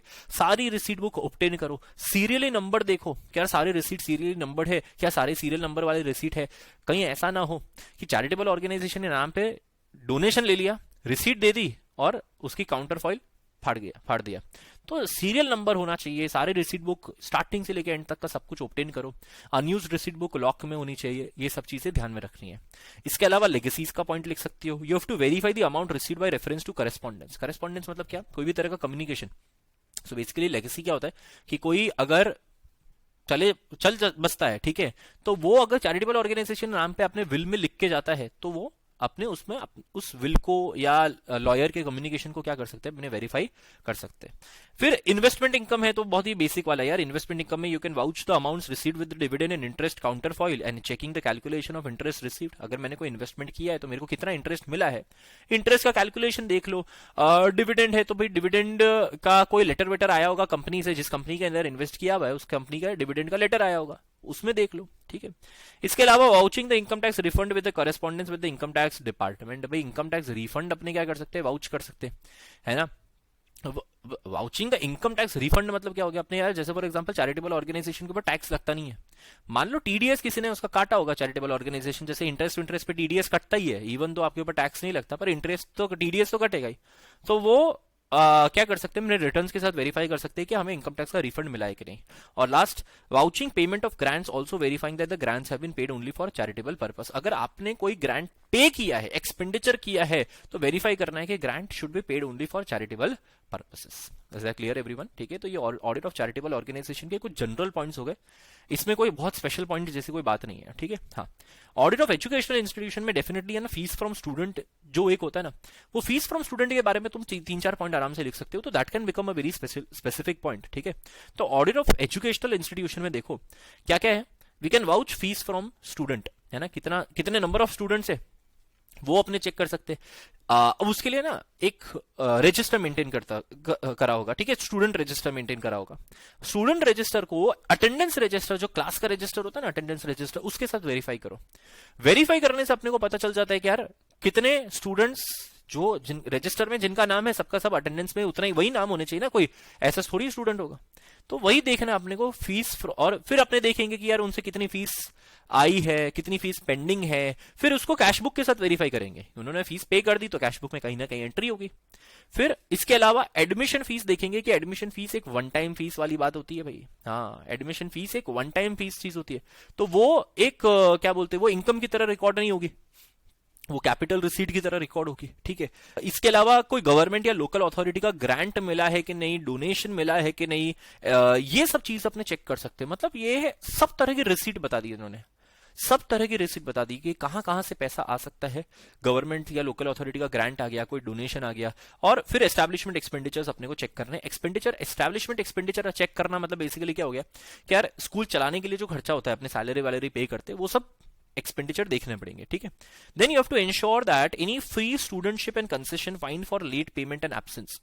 अगर अच्छा क्या हो गया देखो, इसमें ना 2-3 पॉइंट एक साथ ही डाल दिया मैंने। क्या, फ्री स्टूडेंटशिप एंड कंसेशन, अगर फ्री स्टूडेंटशिप कंसेशन दिया है किसी को, है ना, या फिर लोअर फीस पे आपने स्टूडेंट को एडमिट किया हुआ है, या फ्री में किसी स्टूडेंट को एडमिट किया हुआ है, तो हायर अथॉरिटी जो है उसका अप्रूवल चाहिए, ठीक है। इसके अलावा लेट पेमेंट या एब्सेंस का कोई फाइन ले रहे हो तो वो रिकॉर्ड हो जाना चाहिए। इसके अलावा इंक्रीज ऑफ सैलरी है तो वो प्रॉपर अथॉरिटी के अंडर होना चाहिए। And then you have to confirm कि hostel dues are recovered before students accounts are closed and their deposits of caution money refunded. कोई भी हॉस्टल ड्यू, है ना, ये करीबन वैसे तो लास्ट पॉइंट में आता है, कोई भी हॉस्टल ड्यू अगर बाकी रहता है, अगर स्कूल के साथ हॉस्टल भी है, तो आप स्कूल का अकाउंट क्लोज करने से पहले हॉस्टल ड्यू चेक कर लो कि भाई हॉस्टल का सारा पैसा आ चुका है कि नहीं हो चुका है। And deposit of caution money refunded, कि अगर कॉशन मनी मतलब क्या होता है, स्टार्टिंग में अपने कॉशन मनी लेते कि कोई स्कूल में तोड़फोड़ कर दी तो कॉशन मनी से डिडक्ट करा जाता है, वो रिफंड कर दिया जाता है, ठीक है। इसके अलावा you have to verify specific purpose donation were utilise for that purpose only. अगर स्कूल में, जस्ट फॉर एग्जांपल स्कूल में कोई स्पोर्ट्स कॉम्प्लेक्स बनाने के लिए डोनेशन दिया गया है, तो वो स्पोर्ट्स कॉम्प्लेक्स बनाने के लिए ही यूटिलाइज होना चाहिए, ठीक है। इसके अलावा कॉशन मनी की जहां तक बात चल रही थी ना अपनी, तो यही कंफर्म करना है कि कॉशन मनी अंदर other deposit paid by students on admission shown as liability in the balance sheet not transfer to revenue unless they are non refundable. Non refundable तो ठीक है, ठीक है, पर बाकी कॉशन मनी जो है, this should be shown as a liability in the balance sheet, it should not be transfer to the revenue, ठीक है। अपार्ट फ्रॉम दैट इन्वेस्टमेंट है, तो investment representing endowment funds for prizes are kept separate. आज endowment fund अपने को मिलता है, जैसे फॉर एग्जांपल किसी ने डोनेशन दे दिया एंडोमेंट फंड के लिए, ठीक है, कि यार स्टूडेंट्स को, जब स्टूडेंट्स एक्सेल करेंगे तो उनको इसमें से प्राइजेस देना, ठीक है। तो वो एंडोमेंट फंड पूरी तरह से यूटिलाइज तो होता नहीं है, अब उसको हमने इन्वेस्ट कर दिया, अब वो इन्वेस्टमेंट जो होता है ना एंडोमेंट फंड का, वो अलग से होना चाहिए, it should be kept separate. हाँ, और कोई इनकम अगर उस इन्वेस्टमेंट पे अगर आती है तो अब डिसाइड करो कि क्या मुझे उसको एंडोमेंट फंड में ऐड कर देना चाहिए या फिर उसको अलग से इनकम की तरह रिकॉर्ड करना चाहिए। तो any income in excess of prizes have been accumulated and invested along with the corpus. तुम्हारे पास दोनों ऑप्शन है, एक्यूमुलेट और इन्वेस्ट भी कर दो अलोंग विद द कॉर्पस, या फिर आप इसको इनकम की तरह शो कर दो, ठीक है। इसके अलावा रिफंड ऑफ टैक्स का पॉइंट सेम है जैसा अपने चैरिटेबल ऑर्गेनाइजेशन में देखते हैं। क्यों? क्योंकि educational institutions are exempted from income tax, तो ये इन सब में भी सेम ही रहता है, हॉस्पिटल में भी सेम ही पॉइंट आएगा, ठीक है। और लास्ट में आता है verify annual statement of accounts and separate statement of accounts have been prepared as regards poor boys fund, games fund, hostel and provident fund of staff. ऐसा अलग अलग फंड बनने चाहिए, तो पूरा annual statement of account check करेंगे ताकि अपने को पता चल सके सेपरेट स्टेटमेंट बने हुए हैं, poor boys fund, games fund, सब में अलग अलग डिवाइड करके रखा हुआ है पैसों को, ठीक है। तो ये हो गई भाई बात किसकी, ऑडिट ऑफ एजुकेशनल इंस्टीट्यूशन की। थोड़े ऑडिट ऑफ हॉस्पिटल की बात देख लेते हैं अपने। ऑडिट ऑफ हॉस्पिटल के अंदर क्या क्या करना है, मेन जो आता है ना तुम्हारा, दैट इज अबाउट योर क्या बोलते हैं हॉस्पिटल फीस, है ना, पेशेंट रजिस्टर वाला अपने चेक करेंगे। तो पेशेंट रजिस्टर को क्या करो, बिल के साथ चेक कर लो। जो बिल हमने, एक पॉइंट तो तुम ऐसा लिख सकते हो, पेशेंट रजिस्टर को आप बिल के साथ चेक कर लो, फिर बिल को आप कैश कलेक्शन के साथ चेक कर लो as entered into the cash book, कि जितना बिल हमने इशू करा हुआ उसके सामने रिसीट बुक है, रिसीट बुक को कैश कलेक्शन के साथ चेक कर लो। ऐसा बहुत सारी चीजों को एक साथ चेक कर सकते हो। पेशेंट रजिस्टर जो होता है ना, वो रजिस्टर हॉस्पिटल में ना रजिस्टर मेंटेन करा जाता है, वो पेशेंट रजिस्टर को आप बिल इशूड के साथ चेक करो। क्या जितने दिनों के लिए पेशेंट एडमिटेड था उतने दिनों का सब कुछ बिल में डाला है कि नहीं। फिर बिल को आप रिसीट के साथ चेक कर सकते हो कि हाँ भाई बिल में 4 लाख रुपए दिख रहा है तो चलो रिसीट भी 4 लाख की होनी चाहिए। अच्छा, 4 लाख की रिसीट इशू करिए तो वो कैश कलेक्शन दिखना चाहिए कैश बुक में, वहां से वेरीफाई कर सकते हो। ऐसे कितनी चीजें वेरीफाई कर सकते हो, ठीक है। फिर इसके अलावा लेगेसीज एंड डोनेशन का सेम चैरिटेबल ऑर्गेनाइजेशन है कि यार लेगेसी डोनेशन अगर किसी स्पेसिफिक पर्पस के लिए मिला है तो उसी पर्पस के लिए यूटिलाइज होना चाहिए। फिर इसके अलावा आता है ग्रांट डोनेशन वाले, मैंने कहा ना कॉमन पॉइंट्स, इसलिए बहुत ज्यादा टाइम मत लगाओ इन सब में। ये verify that the grants received from government और local authority have been duly accounted for. कोई भी ग्रांट अगर रिसीव हो रहा है गवर्नमेंट लोकल अथॉरिटी से, ग्रांट लेटर के साथ वेरीफाई कर लो, देख लो it should be duly accounted for. And income tax का रिफंड मिल जाना चाहिए। वापस वही बात आ जाती है जो एजुकेशनल इंस्टीट्यूशन या चैरिटेबल ऑर्गेनाइजेशन में देखी है अपने ने, कि वो hospital are also exempted from tax, ठीक है। अच्छा, इसके अलावा बहुत सारे हॉस्पिटल्स के ना बजट बनते हैं, तो एक्चुअल एक्सपेंडिचर को बजट के, बजटेड इनकम और एक्सपेंडिचर के साथ क्या करो, कंपेयर करो, असरटेन करो कि यार इसमें अगर बहुत ज्यादा डिफरेंस आ रहा है, सिग्निफिकेंट डिविएशन आ रहा है, तो वो डिविएशन के पीछे का कारण क्या है, ascertain the reason for significant deviation, ठीक है। इसके अलावा check that depreciation has been written off against all assets at an appropriate rate. भाई डेप्रिसिएशन का पॉइंट डाल दिया इन्होंने, कॉमन पॉइंट है, जनरल पॉइंट है, वैसे तो हर एक में आ सकता है बट इन्होंने हॉस्पिटल वाले में डाला हुआ है खाली, तो ठीक है। तो देख लिया भाई डेप्रिसिएशन जो है दैट वो सब सारे असेट्स के ऊपर अप्रोप्रिएट रेट पे लग जाना चाहिए। फिर ध्यान रखना है कि vouch all purchase and expenses, verify capital expenditure was incurred with prior sanction only. कोई भी कैपिटल एक्सपेंडिचर हो रहा है वो प्रायर सैंक्शन के साथ ही होना चाहिए, ठीक है। इसके अलावा इन्वेंट्री सारी ऑब्टेन करो, फिजिकल वेरीफाई करो, स्टॉक्स एंड स्टोर्स को चेक करो at the end of the year, देखो भी परचेज जो है वो प्रॉपर सैंक्शन के अंदर ही हो रहा है। अब इन्वेंट्री में क्या क्या आ सकता है, हॉस्पिटल की इन्वेंट्री में क्या क्या आ सकता है, लिनन्स आ गए, क्लोथिंग आ गया, या अपैरेटस आ गए, मेडिसिन आ गए, ये सब उसकी इन्वेंट्री में आता है, ठीक है। और इसके अलावा हॉस्पिटल के भी सब्सक्रिप्शन होते हैं, तो you will trace all collections of subscription and donation from the cash book to the respective register. जैसे सब्सक्रिप्शन का रजिस्टर होता होगा, डोनेशन के भी कोई बिल्स या डोनेशन के भी कोई लेटर वेटर होते होंगे, तो तुम अगर तुम्हें अपनी कैश बुक में दिख रहा है मेरे को डोनेशन या सब्सक्रिप्शन मिला है तो उसके रजिस्टर से चेक करो, देखो कि रजिस्टर में जितना सब्सक्रिप्शन डोनेशन दिख रहे हैं सबके सब मुझे कैश बुक में मेरे एंट्री पास करी है या नहीं। इसके अलावा तुम कॉमन पॉइंट्स में इन्वेस्टमेंट के बारे में लिख सकते हो, तुम कोई रेंट रिसीट के बारे में लिख सकते हो कि हॉस्पिटल को कोई रेंट रिसीट मिल रही है उसको रेंट रोल के साथ वेरीफाई करो। ये ऐसे 2-3 points common points, investment, rent वाला, मिनट्स ऑफ मीटिंग वाला पॉइंट तुम आराम से 100% लिख सकते हो, ठीक है। तो ये कॉमन पॉइंट्स हो गए, डन। चलिए ऑडिट ऑफ हॉस्पिटल हो गया अपना। अब ऑडिट ऑफ क्लब में आ जाओ। ऑडिट ऑफ क्लब में सबसे पहले अपने को एंट्रेंस फीस और सब्सक्रिप्शन के ऊपर सबसे मेजर फोकस करना है, ठीक है। You have to vouch receipt on account of entrance fees and subscription with members application और counterfoil issued to them. कि अगर आपको पैसा मिल रहा है, एंट्रेंस फीस की तरह पैसा मिल रहा हो या सब्सक्रिप्शन की तरह पैसा मिल रहा हो, किसी भी तरह से पैसा मिल रहा हो, वो मेंबर के एप्लीकेशन या काउंटर फॉइल उनको इशू किया होगा। अगर ऑब्वियस सी बात है यार उन्होंने सब्सक्रिप्शन के पे किया होगा या एंट्रेंस फीस के पे किया होगा, तो आपने भी तो कोई तरह का काउंटर फॉइल उनको दिया होगा, कोई तरह के रिसीट उनको दी होगी, उसके उसके साथ वेरीफाई करो। इसके अलावा ensure that arrears of subscription of present year have been correctly brought forward and necessary steps have been taken to recover member dues in the arrear। ठीक है, ये सब अलग अलग पॉइंट है, A B, this is C D E F और G. ठीक है, ये अलग अलग पॉइंट है, एक्चुअली अंदर चले गए। ठीक है, नाउ एंश्योर करना arrears of subscription of present year have been correctly brought forward, मतलब क्या कि कोई प्रेजेंट ईयर के एरियाज ऑफ सब्सक्रिप्शन है वो क्या हो जाने चाहिए, अगले साल ब्रॉट फॉरवर्ड हो जाना चाहिए। एंड अगर मेंबर्स ड्यू बाकी है तो necessary step should be taken to recover the member due. ठीक है, तीसरा पॉइंट आता है रजिस्टर ऑफ मेंबर्स अपने क्या करेंगे, चेक करेंगे टू असर्टेन मेंबर्स ड्यूज, कितना मेंबर का ड्यू बाकी है, और इंक्वायर करेंगे कि whether necessary steps have been taken for their recovery और नॉट। ठीक है, रजिस्टर ऑफ मेंबर चेक करेंगे, देखेंगे क्या नेसेसरी स्टेप्स लिया हुआ है to have been taken for their recovery और नॉट। इसके अलावा वाउच करेंगे purchase of sports item, furniture, crockery etcetera, trace their entries into respective inventory register.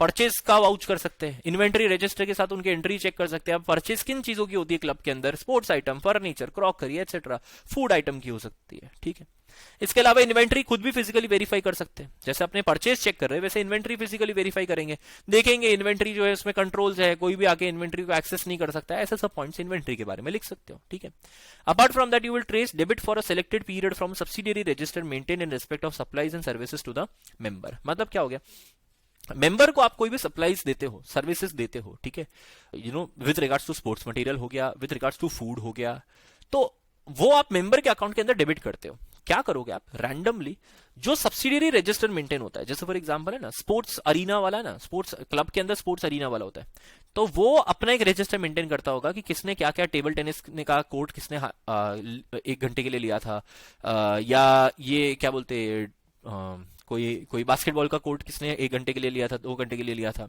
तो वो सब्सिडियरी रजिस्टर मेंटेन करता है। अब वो मेंबर का नाम उसमें लिखता है। अब वो सब्सिडियरी रजिस्टर से आप देखो क्या वो सब्सिडियरी रजिस्टर में अगर मेंबर को चार्ज किया गया है तो मेंबर के अकाउंट में डेबिट हुआ है कि नहीं हुआ है। ठीक है, और last vouch purchases of foodstuff, cigar, wine, etc. Test the sale price so as to confirm that normal rate of gross profit have been earned on their sales। देखो कोई भी क्लब होता है ना, वो एक मार्जिन ऐड करता है, तो मार्जिन अर्न होना चाहिए जो डिसाइड किया गया है बोर्ड ऑफ डायरेक्टर्स ने, उसके जितना मार्जिन क्या होना चाहिए, अर्न हो जाना चाहिए। तो यही वाउच करेंगे अपने purchases of food stuff, cigar, wine, जो भी है, परचेज का प्राइस देखो कि उसके अंदर कितना मार्जिन हमने ऐड किया हुआ है और उसके हिसाब से क्या चार्ज होना चाहिए। ठीक है, तो ये ऑडिट ऑफ क्लब के अंदर आ गया। डन, चलिए, तो ये सारे पॉइंट्स हो गए ऑडिट ऑफ क्लब के। अब जाते हैं अपने ऑडिट ऑफ सिनेमा में। ऑडिट ऑफ सिनेमा में एक स्पेसिफिक पॉइंट जो पूछा गया है पहले भी, that is with regards to internal control mechanism, and another point which has been asked is with regards to payment to distributors, है ना, ये 2 पॉइंट्स अपने। ये रेस्टोरेंट इनकम वाला भी तुम चेक कर सकते हो, तो थोड़े स्पेसिफिक पॉइंट्स जरूर है ऑडिट ऑफ सिनेमा के अंदर। ठीक है, अब इसमें अपने क्या कर सकते हैं, internal control system mechanism verify कर सकते हैं। इसको थोड़ा डिटेल में करके खुद से लिख देना, पर इंटरनल कंट्रोल मैकेनिज्म कैसा होना चाहिए, जैसे entrance should be on the basis of ticket only. ठीक है, एडवांस बुकिंग आप कर रहे हो तो सेपरेट टिकट उसका होना चाहिए, टिकट सीरियली नंबर होने चाहिए, है ना, it should be bound in to books, serial number भी होने चाहिए tickets, it should be bound into books. ये बुक्स जो है एक्चुअली क्या है, पुराने जमाने वाला सिस्टम इन्होंने बताया हुआ है। ठीक है, अब तो ऑनलाइन होता है सब कुछ, पर ठीक है, अब लिखा हुआ ये पॉइंट्स तो अपने को भी लिख देने का। डन, तो it should be bound into books जो है लॉक इन की में होने चाहिए, जस्ट लाइक दैट। ठीक है, इसके अलावा you have to verify statement of ticket sold and prepared with the cash collected. क्या रिकंसाइल करेंगे, जितने टिकट हमने सेल करी है पूरे दिन में, मल्टीप्लाई बाय टिकट के रेट, उतना पैसा आ जाना चाहिए कैश कलेक्टेड के साथ, उतना क्या कर लो, वेरीफाई कर लो, बहुत ही सिंपल। इसके अलावा इंश्योर करना है record of any free passes is maintain and issued under proper authority. अगर आप किसी को फ्री पास दे रहे हो या कोई प्रमोशनल ऑफर के अंदर, that should be issued under a proper authority. ठीक है, फिर यहां पे जो स्टेटमेंट ऑफ टिकट आपने बनाई है ना, बी वाले पॉइंट में, डी वाले पॉइंट में बोल रहा है कि इसी स्टेटमेंट ऑफ टिकट को कैश कलेक्टेड के साथ तो रिकंसाइल करो ही करो, एंड उसमें साथ में क्या कर लो पता है, amount of entertainment tax collected with total number of tickets को भी वेरीफाई कर लो कि कितने नंबर ऑफ टिकट्स आपने सेल करे, उसमें एंटरटेनमेंट टैक्स कितना होता होगा, कि या तो परसेंटेज के हिसाब से होता होगा या फिक्स अमाउंट होता होगा। Number of tickets multiply by that fixed amount या amount of tickets multiply by that percentage कर लो और वेरीफाई करो वही सेम एंटरटेनमेंट टैक्स रिटर्न्स के साथ। हाँ, एंटरटेनमेंट टैक्स के रिटर्न्स के साथ आप इसको क्या कर सकते हो, वेरीफाई कर सकते हो। सेम चीज, क्लियर ये चीज, चलो ठीक है। अब ये एक पॉइंट आता है, थोड़ा अलग पॉइंट है ये, that is with regards two charges collected for advertisement slides and shorts. What is advertisement slides and shorts? वो सिनेमा हॉल के अंदर starting of the movie interval के टाइम पे जो एडवर्टीजमेंट चलती है उसका एक रजिस्टर बनता है, that is known as the advertisement slides and shorts register. ठीक है, register of the slides and shorts. ठीक है, अब उस रजिस्टर के अंदर है ना सारा लिखा होता है कि कौन सी किस सेकंड से लेके कितने सेकंड तक कितने सेकंड का ये एडवर्टीजमेंट चलने वाला है, कितने सेकंड का एडवर्टीजमेंट चलेगा। तो charges collected for advertisement slides and shorts by reference to register of slides and shorts exhibited kept at cinema with agreement entered into with advertisers at the in the slide। तो charges कैसे check करेंगे अपने register of slides and shorts में पूरा charges लिखा होगा, ठीक है, कि इस स्टार्टिंग ऑफ द मूवी में हमने विको टर्मरी की ये एड चलाई 10 बार चली, 10-10 सेकंड की थी, तो 100 सेकंड का इतना रुपया। अब वो कितने रुपये होंगे that is given in the agreement entered with the advertiser, ठीक है, तो एडवर्टाइजर के साथ जो अग्रीमेंट है उसके साथ एंटर होगा, बस खत्म, ठीक है। इसके अलावा you will vouch payment on account of film hire with bills of distributor and agreement with them, ठीक है। अब ये क्या होता है बताए, सिनेमा हॉल को है ना डिस्ट्रीब्यूटर से क्या करना पड़ता है, फिल्म को हायर पे लेना पड़ता है। तो आप अगर डिस्ट्रीब्यूटर को पेमेंट करते हो तो उनके साथ जो अग्रीमेंट है उसको चेक, उस ऑडिटर उसके अग्रीमेंट के साथ चेक करेगा कि हाँ भाई मूवी का एक वीक का रेंटल कितना रहेगा, तो कितने वीक के लिए हमने रेंट पे लिया है, तो टोटल कितना खर्चा होगा, तो वो पेमेंट हम उस हिसाब से चेक करेंगे। इसके अलावा यूजुअली हम डिस्ट्रीब्यूटर्स को एडवांस देते हैं कि यार मूवी चल जाने से पहले हम उसको पेमेंट देते थे कि मेरे को 4 वीक के लिए ये मूवी चाहिए, 4 वीक के लिए चाहिए, 1 वीक का 10 लाख रुपया, तो 4 वीक का कितना 40 लाख रुपया होगा, 1 वीक का 10 लाख रुपया, तो 4 वीक का 40 लाख रुपया मान लो हो गया। अब 40 लाख रुपया हम एडवांस में दे दिया, पर मान लो मूवी दो हफ्ते ही चली, तो बाकी 2 हफ्ते का जो पैसा है वो हम उससे क्या करेंगे, वापस रिकवर करेंगे, ठीक है। उसे कहते हैं अनएडजस्टेड बैलेंस, जो अभी तक मूवी चली ना हो और हमने एडवांस दे दिया हो तो वो अनएडजस्टेड बैलेंस चल गया। तो examine unadjusted balance out of advance paid to distributor against film hire contract, ठीक है। इसके अलावा arrangement for collection of share in restaurant income should be inquired into. भाई शेयर इन रेस्टोरेंट इनकम कैसा हो सकता है, या तो 3 तरीकों से हो सकता है, या तो फिक्स सम होता है, फिक्स सम क्या भाई रेंटल की तरह फिक्स सम दे दिया, एक फिक्स परसेंटेज जैसा हो गया पार्टनरशिप की तरह, या फिर जो रेस्टोरेंट है that is owned and managed by the cinema itself, तो उसकी भी बुक्स ऑफ अकाउंट्स पूरे क्या करने पड़ेंगे, तुम्हें चेक करने पड़ेंगे if the restaurant is owned and managed by the cinema itself. तो ये ऑडिट ऑफ सिनेमा के अंदर ये चीज अपने को ध्यान में रखनी है। क्लियर ये चीज, ठीक है। चले अब audit of hire purchase and leasing companies देख लेते हैं, फिर ऑडिट ऑफ होटल्स आएगा, दैट्स इट, है ना। उसके बाद अपना एक अलग टॉपिक आ जाएगा that is audit of cooperative society. चलो audit of hire purchase and leasing companies पे ध्यान दे दो। देखो हायर परचेज के ऑडिट में क्या चीजें ध्यान रखनी है, लीजिंग कंपनी के ऑडिट में क्या चीजें ध्यान रखनी है, अलग अलग दे दिया यहां पे मैंने, ठीक है। हायर परचेज के ऑडिट में ध्यान रखना है, हायर परचेज अग्रीमेंट जो है वो राइटिंग में होना चाहिए। भाई अग्रीमेंट के अंदर क्या क्या चीजें होनी चाहिए, अग्रीमेंट के अंदर हायर परचेज का प्राइस होना चाहिए, कैश प्राइस होना चाहिए। हायर परचेज का प्राइस मतलब मान लो तुमने इंस्टॉलमेंट ली है, हाँ इंस्टॉलमेंट पे तुमने गुड्स दिया, अब तुम कितना इंस्टॉलमेंट अमाउंट दे रहे हो, हाँ मान लो 1 लाख रुपीज के 10 इंस्टॉलमेंट ले रहे हो, तो 10 lakh rupees is the higher purchase price, but the cash price is the current price कि यार अभी के अभी अगर मैं पूरा खरीद लेना चाहता हूं तो कितने में मिलेगा, 7 लाख रुपीज में मिलेगा, तो cash price is the current price, ठीक है। इसके अलावा number and amount of instalment तो बोल दिया कि भाई 10 इंस्टॉलमेंट है, 1 लाख रुपीज वाले each, and goods taken on hire, ये 4 चीजें ना स्पेसिफाई होनी चाहिए, hire purchase price, cash price, number and amount of instalment and goods taken on hire, ठीक है।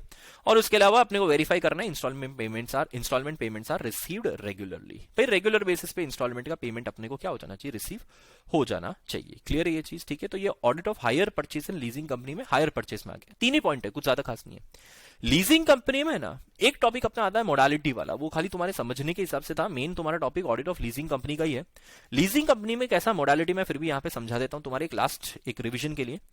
2 तरीके से हो सकता है, एक होता है लेसी, है ना, यानी बायर, ठीक है, और एक होता है सेलर, ठीक है ना। ऐसा भी हो सकता है कि सेलर खुद लीज पे देते, तो डायरेक्ट हो जाएगा लेसी और लेसर के बीच में, यानी सेलर बायर और सेलर के बीच में डायरेक्ट एक अग्रीमेंट हो जाएगा, ठीक है। पर ऐसा हो सकता है कि मान लो लेसी को सेलर से 50 लाख रुपए की एक मशीन चाहिए, अब सेलर ने बोला भाई मेरे को तो पूरे 50 लाख अभी के अभी चाहिए, मैं ये इंस्टॉलमेंट वाला सिस्टम नहीं करता। तो बहुत सारी लीजिंग कंपनीज होती है, क्या होती है, लीजिंग कंपनी, जैसे बजाज फाइनेंस होती है या ऐसी बहुत सारी फाइनेंस कंपनीज होती है जो लीज का काम करती है, ठीक है। तो लीजिंग एनबीएफसी बोलते हैं इसको। अब लेसी जाता है लीजिंग कंपनी के पास, वो अपना एप्लीकेशन सबमिट करता है, लीजिंग कंपनी क्या करती है, वो सेलर के पास जाती है, गुड्स देखती है, ठीक है, और फिर वो गुड्स खरीद के किसको ट्रांसपोर्ट करवा देती है, लेसी के पास। फिर लेसी एक्नोलेजमेंट देता है कि हाँ भाई लीजिंग कंपनी मेरे को ये गुड्स जो है वो मिल चुकी है और मेरे क्वालिटी के हिसाब से एकदम क्वालिटी चेक के हिसाब से एकदम सही है, ठीक है। फिर लीजिंग कंपनी क्या करता है, इनवॉइस रिटेन करके रखता है, इनवॉइस संभाल के रखता है और एक लीज अग्रीमेंट बन जाता है between the lessee and the leasing company. क्या हाँ भाई इतने इंस्टॉलमेंट पे करेंगे, इतने टाइम पीरियड में पे करेंगे, हर महीने की इतनी तारीख को पे कर देंगे, एटसेट्रा एटसेट्रा। ये सारी चीजें उस लीज अग्रीमेंट के अंदर आता है। लीज कब से शुरुआत होगी, एंड ऑफ द लीज पे ये गुड्स किसके पास जाएंगे, क्या ये लीजिंग कंपनी के पास वापस आ जाएंगे या लेसी के पास ही रहेंगे, एटसेट्रा एटसेट्रा, सारी चीजें डिसाइड हो जाती है लीज अग्रीमेंट के अंदर, ठीक है। उसके अलावा इंश्योरेंस करवाने का काम किसका रहेगा, लेसी का रहेगा, और इंश्योरेंस की कॉपी किसको देनी पड़ेगी, लीजिंग कंपनी को देनी पड़ेगी। ऐसे सब मोडालिटीज चलती रहती है, इस तरीके से चलता है लीजिंग का काम। सो ऑडिट के दौरान अपने क्या देखेंगे, अब ये चीज मैंने क्यों समझाया, ये ऑडिट ऑफ लीजिंग कंपनी समझना जो है ना वो काफी आसान हो जाता है अगर तुम ये चीज समझ जाओ तो, ठीक है। देखो ऑडिट ऑफ लीजिंग कंपनीज में you have to examine the object clause to check whether company can undertake financing activity. Object clause देखो, देखने के लिए क्या कंपनी फाइनेंसिंग एक्टिविटी कर सकती है कि नहीं कर सकती है भाई, ठीक है। तो ही अपने लीजिंग वाला में एंटर हो सकते हैं ना, लीजिंग में एंटर हो सकते हैं, फाइनेंसिंग एक्टिविटी कर सकती है तो। इसके अलावा examine controls over checking creditworthiness of lessee, कि अगर आप किसी को लीज पे कुछ दे रहे हो है ना, तो क्रेडिट वर्थिनेस उसको चेक करो, क्योंकि लीज पे कोई देना is kind of giving a finance only, उसको लोन देने जैसा ही हो गया। बस इतनी बात हो गई कि 50 लाख देने की जगह हम गुड्स भिजवा रहे हैं और कुछ नहीं। फिर लीज अग्रीमेंट चेक करो, अब उसमें लीज अग्रीमेंट में डिस्क्रिप्शन ऑफ लेसर होना चाहिए, डिस्क्रिप्शन ऑफ लेसी होना चाहिए, अमाउंट ऑफ लीज होना चाहिए, इक्विपमेंट जो है कंप्लीशन ऑफ लीज पे वापस लेसर के पास जाएगा कि नहीं जाएगा वो आएगा। इसके अलावा इंश्योर करो इनवॉइस रिटेन होना चाहिए और copy of insurance policy retain होनी चाहिए, बस। तो ये सारी चीजें बहुत आसान हो जाती है समझना if you know the modality, ठीक है। तो भाई ये बात आ गई अपनी किसकी, ऑडिट ऑफ लीजिंग कंपनी की। अब लास्ट आता है अपना audit of hotel. Audit of hotel जो है ना इसके अंदर बहुत स्पेसिफिक पॉइंट्स हैं, तो आई वुड सजेस्ट कि अगर तुम लोगों को याद ना हो तो तुम इसको मॉड्यूल से पढ़ो, है ना। बहुत स्पेसिफिक पॉइंट्स है, इंडिविजुअल पॉइंट्स है, internal control individual point. 4 mark में पूछ लिया इंटरनल कंट्रोल, 4 मार्क में पूछ लिया room sales and hall booking, 4 mark में पूछ लिया इन्होंने इन्वेंटरी के बारे में। तो इंडिविजुअल पॉइंट्स ही पूछ सकते हैं। हाँ ये दो तो छोटे छोटे पॉइंट है, इसमें कुछ ज्यादा खास नहीं है, पर हाँ पहले 3 पॉइंट जो है वो काफी इंपॉर्टेंट है, काफी बड़े भी है, ठीक है। तो एक बार मैं समझा देता हूँ क्या क्या है। देखो इंटरनल कंट्रोल्स में होटल के अंदर जो इंटरनल कंट्रोल्स होता है ना, इसका मेन इंटरनल कंट्रोल किसके लिए चाहिए होता है, होटल के अंदर जो सबसे मेन प्रॉब्लम होती है वो पिल्फरेज की होती है, कि होटल के स्टाफ खुद ही क्या करते हैं, होटल के अंदर चोरी करते हैं, वो सबसे मेन प्रॉब्लम होती है। तो उसके लिए इंटरनल कंट्रोल सिस्टम होने चाहिए। उसमें एक सबसे मेजर जो अपना इंटरनल कंट्रोल है दैट इज, एक तो पहले तो इंटरनल कंट्रोल होना चाहिए कि यार जो इन्वेंट्रीज होनी चाहिए वो सब प्रॉपर लॉक इन की में होनी चाहिए, एटसेट्रा एटसेट्रा, वो सब चीजें वो तो इन्वेंट्री में भी देख लेंगे।